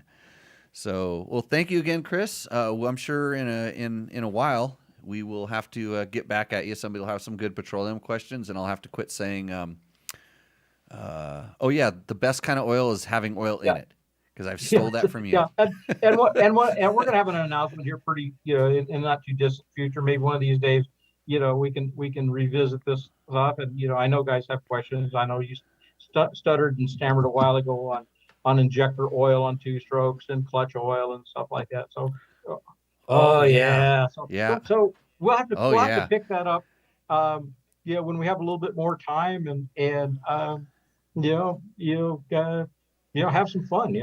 Maybe go out. I want to see the dunes again. I haven't been up there in a little while, so I'm about ready for a road trip. Sounds good. Well, we will see you out here in the near future, and thanks again. And we'll Logan. Hopefully, did you learn something? Yes. Yes. Okay. Good. You're free to go, hey. Chris. You've taught Logan something more than he learned in school. Well, today, I really appreciate Tech Talk Taco Tuesday and the guys that tune in, and we'll see you down the trail. Okay. See you. So awesome. That was Chris Reel. He has DPS Technical Services. He is a petroleum engineer and a longtime friend. And if I have oil questions, or actually he used to come out and help us sound test motorcycles. He's an expert on sound. He does a lot for fighting for your right to ride, even in that crazy ass state of California. If it wasn't for guys like Chris, him and a lot more guys like him that are constantly, working with the regulatory agencies that are always trying to overstep their bounds, and they at least use some science to keep them in line. So good for that. So I think we're doing pretty good. Do we have a lot of questions? We did actually, but During should we Chris's do segment? Rooster Endo? Should we do Rooster Ender, Logan? Sure. Don't we have a new board to show off? How many do we have? What are we at here? We're gonna burn through these. Did you practice reading them? No, I just look No, at it's the. blind react. It's. I look at the thing and then see if I Well, need to. Do you want us to show everybody your new board? Sure. Can they see it on the screen? I- It's hidden, isn't it? It's It's pretty kind of hidden. hidden right now. Yeah, I can You- hide the chat, and you can kind of see the corner of It's it. up in the Yeah. top, and Yeah. it looks pretty nice. We're gonna have to work on the setup of the studio. We'll tune that. So Logan actually made it bigger than it needed to be. Way bigger. Way 'cause bigger. I didn't. It's got a lot of housing. What are we doing with the old one? We're gonna leave it up there as a relic. You took the Sure. screws out. Oh, So, yeah. okay, we're gonna do Rooster Endo, and I'm just gonna set them on one side of the Tacosaurus Rex, and Travis or the other. So we won't have to pull the board. You want to show the board off, don't you? Well, do we use the old board or that one? We should use the new board. Well, no, I mean we could pull the new. You're all excited. Look at him. He wants to show us Yeah, the no, new we board. should use the new board We should because that's a use the- cool setup. Okay, we pull can the go new to board a commercial down. break, and then when we come Oh, back, we got to it'll do be a all commercial set up. break. Yeah, we can. I do forgot it. about this. This Yeah. is new. Okay, Yeah. let's do that. So I'll get we'll a do the beer. commercial break, and it'll be all set up. Okay. Since 2009, Seat Concepts has been dedicated to making the best aftermarket seats.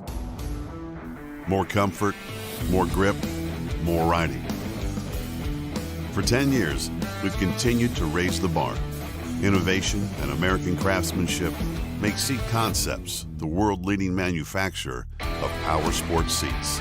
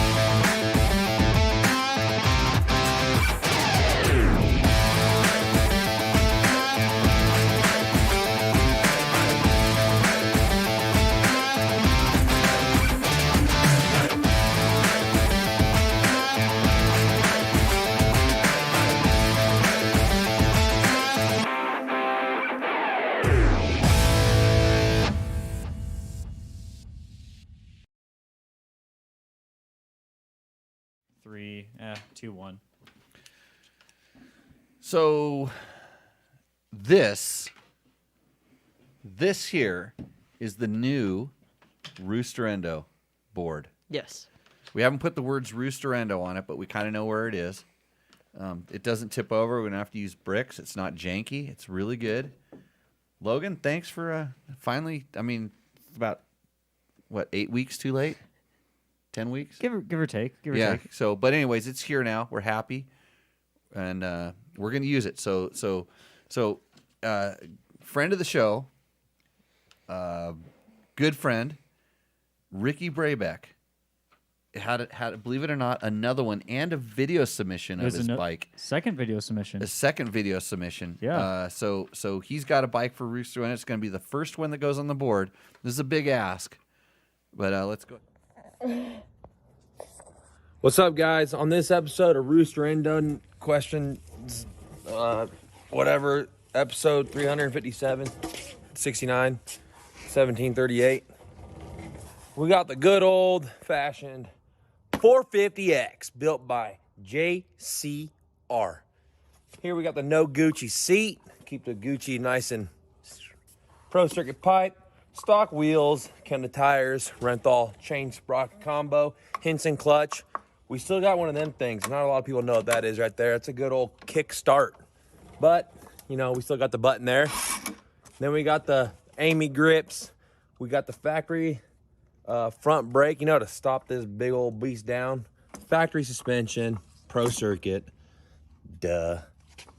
Some badass throttle jockey graphics. Yeah, we got some worn out brake pads right there, but she's doing great. We don't use the rear brakes that much. We got airbox, dirty filter, twin air filter. Not doing too shabby actually, but she's ready to rip. Gold fuel line, you know, she's doing great. A Chirby's handguard, Scott stabilizer, IMS quick fill for all that racing that we do.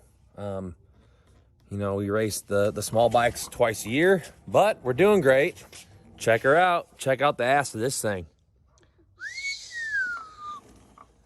That's how you know you're riding right there. Little skid marks. Look like the damn underwears, you know what I'm saying?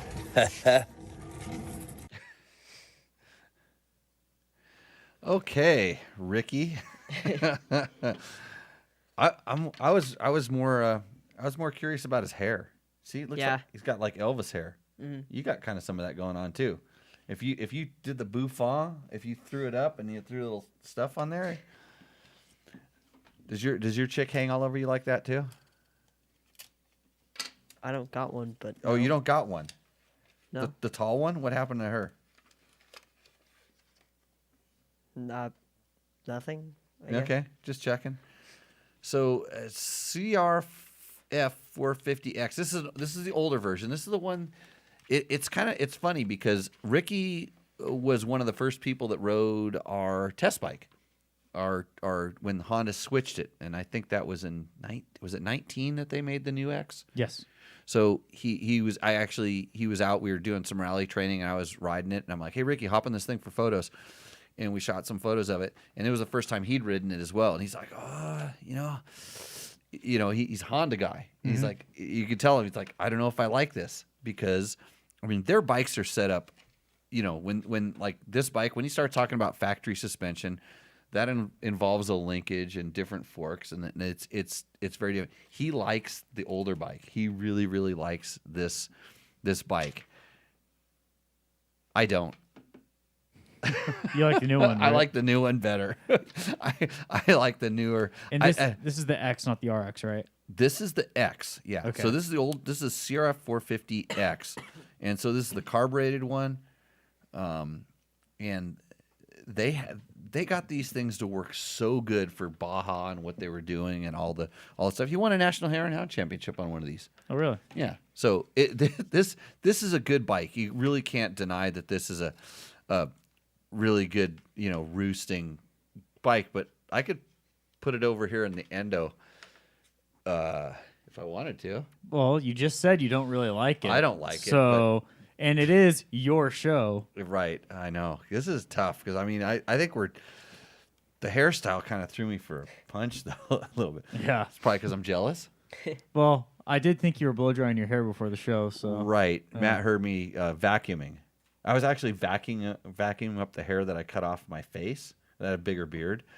And he thought I was, he actually told your dad, he said, hey, I think Jimmy's blow drying his hair. And looked at each other like, what? Yeah, I don't want to admit how long it took me to figure out what was going on. It's not, this show's not about hair, by the way. It's not about hair. Dirt bikes, you know what, motorcycle. Ricky, you're going to get a roost. You're getting a roost because friend of the show, you submitting video things. I don't think the tape's going to work, Logan. I think we're going to need to go to pins pretty soon. Is this, how hard is this wood? Oh, here we go. Really soft. Oh, it's really soft. Oh, good. Oh. Wow, yeah, use pins. Yeah, hold on. You might need more pins, actually. Yeah. Well, we need to, somebody needs to go use their new credit card and buy some pins. Thank you, Ricky. We'll see you soon. Boot camp starts like tomorrow, actually. It does start tomorrow. I don't know what you're doing, but starting tomorrow here. Taking a day off. I'm learning how to make road books tomorrow, right? Right. Matt's your new road book master. Yeah. I'm done. I'm just the guy that's gonna sit in the high chair, if you know what I mean. Oh yeah? Yeah. Okay. Oh boy. Oh boy. Is this Jeff Sweeney. Yeah. right? That's what you think. Oh yeah. Oh. Is this up on the thing? Get this one up I'm there. getting it right now. Yeah. I forgot to put bad producing. I forgot to put Ricky's Picture on the picture up. So bad producer. Well, he had a whole video. He did a walk around of his bike. Yeah. So it's all good. He's got a 99 YZ 400 frame. Right. 03 YZ 250F seat tank airbox subframe forks. Right. 7 CRF 230 engine. Okay, so here's so this is a Yonda. Yeah. Okay.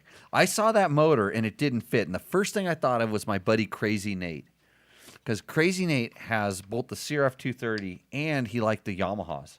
So I'm like going, this could be the best Nate bike ever, but it's too tall. But anyway, so keep going. Pro circuit head pipe, custom mud pipe, Do you mid think, pipe. so do you, you got to connect the custom head pipe to the custom tailpipe. Do you think Pro Circuit endorses that? Is that something you can you call up Mitch Payton and say, bro, you got a pipe for my The Yonda, my Yonda 03 two, and 7. what should you call it? Like it's a 230, but it's a 400, but it's got 250, so we'll call it a 300. His Yonda 300. You got a pipe for that, bro? All the What's the muffler? What kind of muffler is it? Cycle Works. CycleWorks muffler. Okay. Big gun REV box. Engine intervals unknown, but big bore was mentioned by donor bike owner. Right. Olin shock. Choice of 18 or 19-inch rear wheel depending on where you are riding. Right. Because you definitely would take this thing to the track. Chinese copy of XR 200 carb. Don't laugh. No, I'm not going to laugh because I I appreciate the effort it took to put this thing together. Is that an Olin shock on the thing? Yes. It is. Wow. Yeah. You know what? This bike roosts pretty hard. 570 level? No. This one roosts pretty hard because the effort it took to go and put this thing together. I want to. Can what's his name? Jeff Sweeney? Yeah. Jeff, send me some video of you ripping on this thing. Where is he from? It's got green grass, so it's probably back east someplace. It ain't here, but dude, I like that. I like that's some motorcyclemanship. That's good. I don't care how many parts you put on your 2022 KTM 500. That took some work, and if he actually rides it, I mean, if you built that, you would have to ride it, right? You'd want to ride. I want to know how old is Jeff? I want to know a little bit more about Jeff. He intrigues me. That guy's got some gumption. That's good. I like it. This name is going to be butchered because the top half of all the letters are missing. Was the printer having hamster? problems? 3 Yeah. hamsters. Oh no. 3 hamsters. That's his name. The hamster. Yeah, There we go. hamster. The hamster. So it's 3 hamsters. Okay. 2016 500 EXC double take mirrors, Sycra handguards, seat concept seat, black plastics, 3.1 liter tank, radiator guards, custom graphics, foot pegs, kickstand, tubeless rear. It's no Yonda 300. I think not we even- should call it It's got- Honda Yamaha. Oh, never mind. A I thought I had something, but it was just really bad. A Honda? Yana Honda? Honda Ha. Or, Honda Ha. Yeah, I don't know. Honda Ha. I had something, but The hamster has. I like the double take mirrors. Sycra handguards. Run those on my bikes. Let me see here. Seat concept seat. hey, Hey, That's a roost. that just tilted the scale a little bit over. Has all this stuff. I think is this second page? Does it have a second page on it too? No. Or no, that's the other one. 2 cookie cutter. It's 2 cookie cutter. You didn't cut the frame. You didn't cut the frame and fabricate an engine mount, so it's end to end. It's a lot of times it depends on the order that we get Yeah. stuff. We could set the tone. Yeah. You know what I mean? I kind of put the Honda first to see like what the Reaction would be? because you got the freshest mind at the first bike. Okay. And then it just Least deteriorates biased. after that. Yeah. Okay, Well, got it. That one. Right. I'm glad we get bikes like this because that reminds me of me when I was a kid. Like I didn't have the trickiest thing, so I started modifying my XR80. I wanted a CR80, but I had an XR80, and I had to do stuff to it to make it more cool. And so I put a CR80 front fender on it, and that was a lot of work because it didn't just bolt on. The XR80 had 3 bolts, and the CR80 had 4. I mean, I had to figure this stuff out, and yeah, I ported the head in it while the motor was still in the frame, like without cleaning anything out because I just read about porting in some magazine. So yeah, I got the drill motor out and I found this grinding bit. So I mean, couldn't see it, but it is what it is. Okay, Mike Pearson, Mike Pearson. 2016 500 EXC 6 days, FMF Q4, I like the Q. JD6X I tuner, like the Q. sick ass tidy tail recently, aluminum skid plate. I don't like the aluminum skid plate. They resonate too much noise back at me when I'm riding, but they are more protective. They will save. Well, it depends on the brand and how it works, but it depends on what you're going to do with it. If you're going to really smash in the rocks, get an aluminum one. Actually, the TM Design Works work pretty good in the rocks tunes. Okay, let's back at it. G2 Euro guards. Few bling pieces. A few bling pieces. Yeah. I thought a 6 days was a bling piece. Well, it has a lot. So he only added a few bling pieces, but this is a colorful motorcycle. Yeah. Actually, it looks like he kind of thought about it a little bit because I like the orange radiator guards. Mm-hmm. He could use some bulletproof design ones that were billet anodized orange. That'd be more blingy. Yeah. And then it matches the aluminum skid plate. And the triple clamps. Oh yeah, that's stock. So rotor guard rear. Rear rotor guard. What brand? Doesn't say. And lift handle tusk. He's got the lift handle. Yeah. I have those on a couple of our bikes. I'm not sure why, because it's like my fingers actually get stuck underneath them when I try to lift, but it is a good tie down or anchor point if you're running some soft bags, something like this. This is a pretty nice bike. It was funny when I first looked at it. You see where his helmet is at? Yes. It's like a big blob. Well, that's like a adventure bike helmet on a dirt bike. Well, yeah, he's got the pull down. The what are they? Oh wait, does it have? Hold on, I think I accidentally have a block. Oh yeah, he does have the mirror and then a GPS unit there. Oh, he's got GPS and the double take mirror looks like Yeah. on the front. Just the I couldn't figure out what the helmet was doing. It was like I'm like, is that an alien or is it like it was a superimposed picture? I'm not sure why I focused on that. The helmet is color coordinated with the bike's does colors. look like color coordinated with the bike. Boy, this one's teetering. It's teeter-tottering.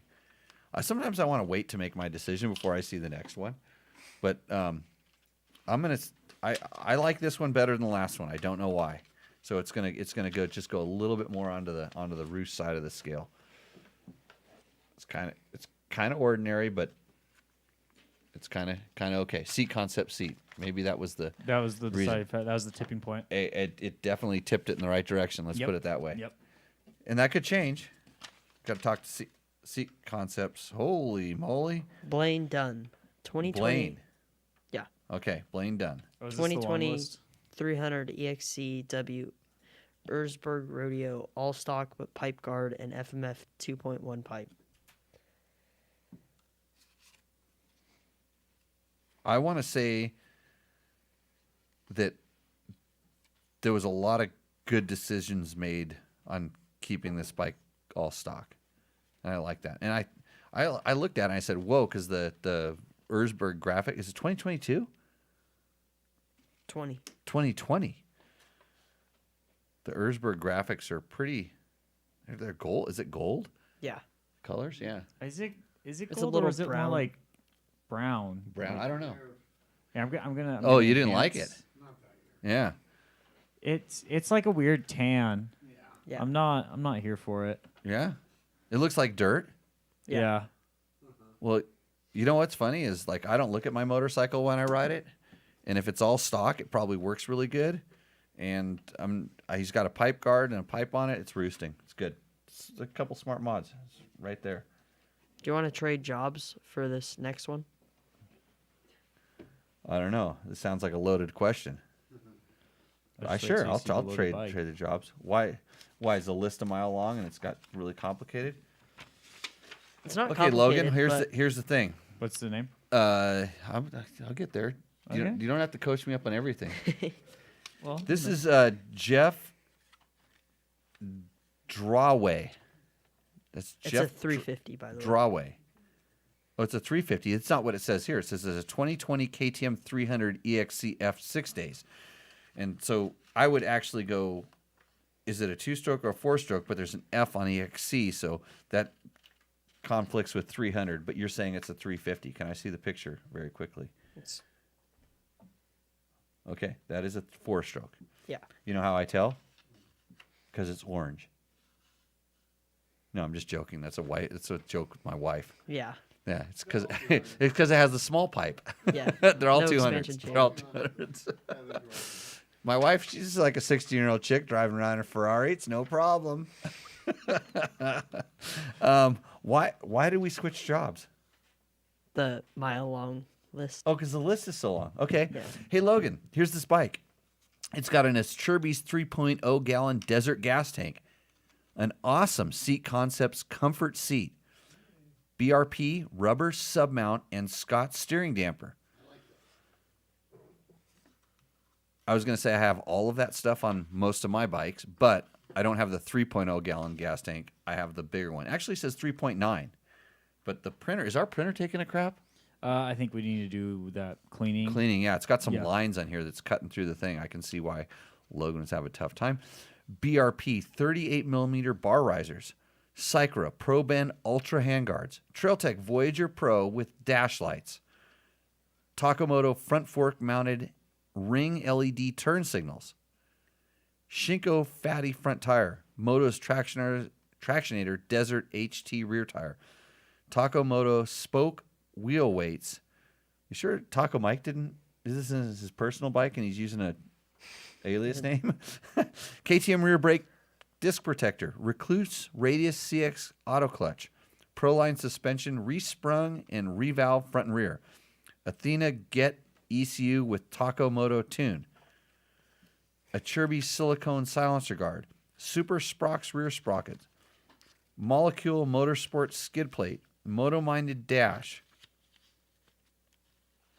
Baja Designs XL80 LED headlight with amber lens and Moto-minded super mount.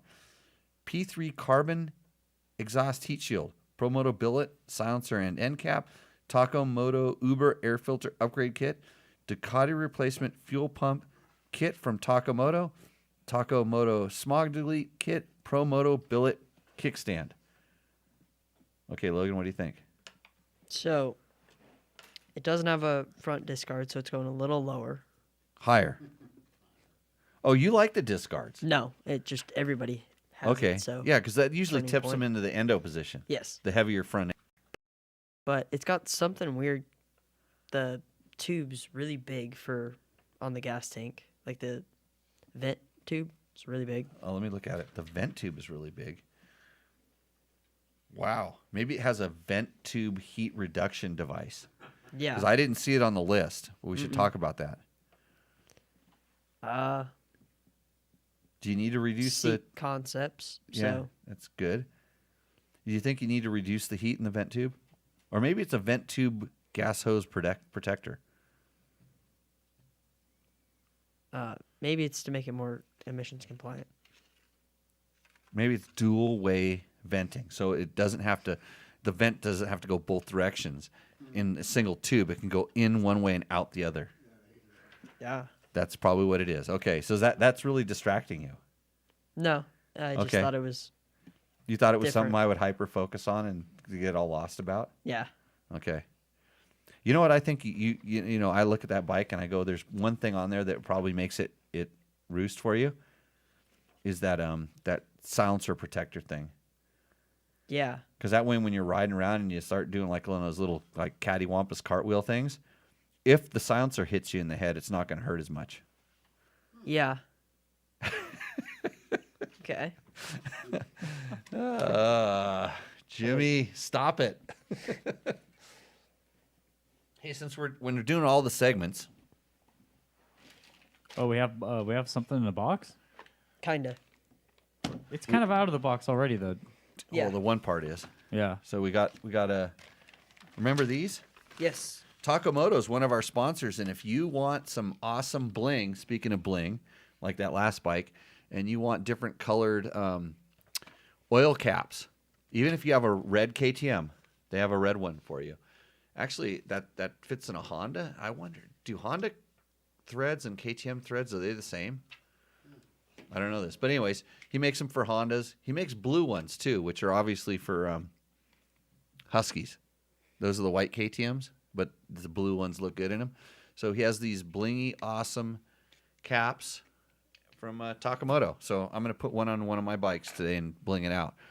So we've had those before. But we have another thing. What's in this box, Logan? Voyager. Well, no, open it up and find Oh, out. an Don't read aluminum it. dock.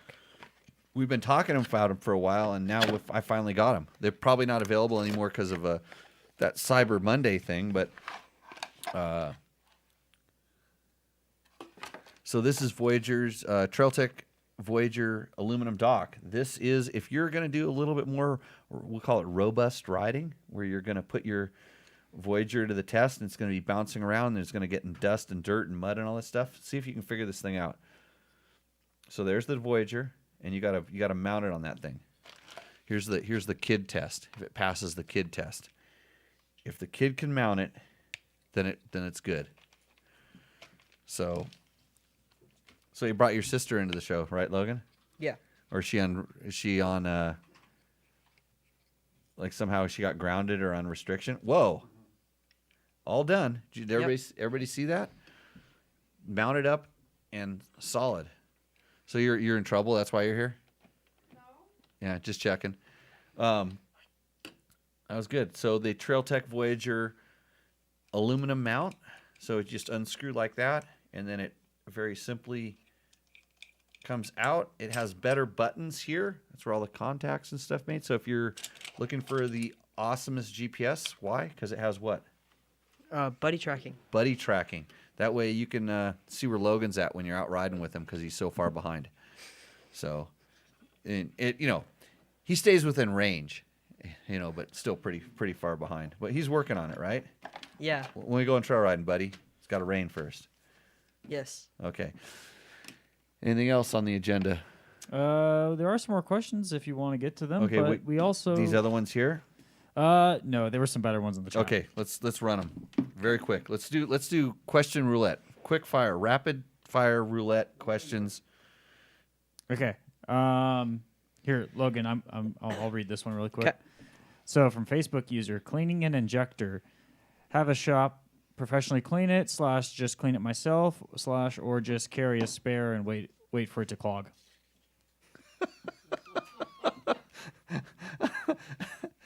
So in all of my riding with fuel injected bikes, all of them, I've had 2 injectors go bad, and they warned me for so long. They didn't just instantly go bad. So if you're worried about it, carry a spare one.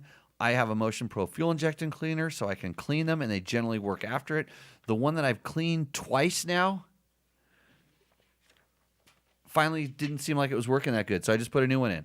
And I bought a new one, a spare new one. I just have a new one that's sitting around ready to go in one of the 15 bikes that I have that are fuel injected. It's never going to be a problem in. So does that answer the question? I believe so. Okay. Okay. Logan, you want to read Rodney Johnson at the bottom of it? Yeah. Oh. That has too I- many words for him. I use Cush Drive Hub on my Beta 500 to help with the longevity of the motor. Curious on your thoughts on this approach. I do light adventure mixed with tight technical. How many miles do you think until that theory would potentially pay off, if at all? Planning to swap the rear wheel assembly out for the stock one for the tight stuff tough away. I think you're being overcautious. I don't think there's a big need for this. If you were really riding hard on the street, putting high loads on the bike, and I doubt you're doing that, I would think it would be a little more cautious. But I think it's just you're being overcautious and extra safe. Let me know when you're ready to sell your bikes. I'd like to buy them from you. Okay, Logan, there's one more. There's and nothing I wrong think with being that's it. extra safe if it makes you feel better. Unscrew at top of legs and hit handlebars. Ever heard of this happening? Unscrew what? What are we talking about? Oh, Your brain? sorry. So I don't know what's going on. This is the second time it's happened where I don't think Logan's getting the full question. So this is from Robert Covington, 2016 500 EXE 6 days. Both fork cartridges have come unscrewed at top of legs and hit handlebars. Ever heard of this happening? Fork cartridges have kind of screwed at the top. Well, are we talking about? Wait, they hit the handlebars. Are we talking about the whole forks, That's what I or would the think. cartridges, or the preload adjusters? The cartridge can't get outside of the cap. But those you can't even get those unscrewed. Yeah. The triple clamps tight. Yeah, I mean, yeah. Something's goofed up. That sounds really, really weird. I mean, so he's talking about the whole fork top coming unscrewed, and I've never heard of that happening in all of my time. I've heard of the cartridges coming unscrewed inside of the cap and falling down. Hogan's 85 is fucking like it. Oh, it happened on an 85. Unscrewed all the way and hit the bars. Oh, okay. With tight triple clamps. With tight, and it was properly torqued as far as you knew. Yeah, it was. Yeah. So, okay, now we have heard of it. We had an experience inside here. I've never heard of that. It just sounds like a prior proper preparation would prevent piss poor performance. Absolutely. Okay, next. I think that's it. I saw something up there a little bit higher that when you scroll up to. No, I think where were you at last time with the thing? Where I got up to. Okay. Well, I hope you learned something on tonight's show. I sure did. Did you learn anything, Logan? Yeah. So we will be back next week, next Tuesday. I don't know how the heck we can keep producing these things, Matt, but you're doing a good job. That's thank another you. compliment. Thank you. It's a good thing you weren't watching the audio sync tonight. That's okay. It's like if my my lips are flapping, it's probably like doesn't matter. So we will see you. Where are we going to see you, Logan? Out on the trail. Okay. Cheers, everybody. Hey, I'm going to thank. By the way, can I get my sponsor reading real quick? Yeah. You thought we were going to slip up. I got to thank Yamaha, Scott Sports, Climb, DDC, Hey, it's time for Climb Windstopper gloves, by the way. So if you are looking for some gloves, they have some really nice lightweight gloves. They're called the inversion glove. Is that the right one? The inversion glove? Yep. The inversion glove.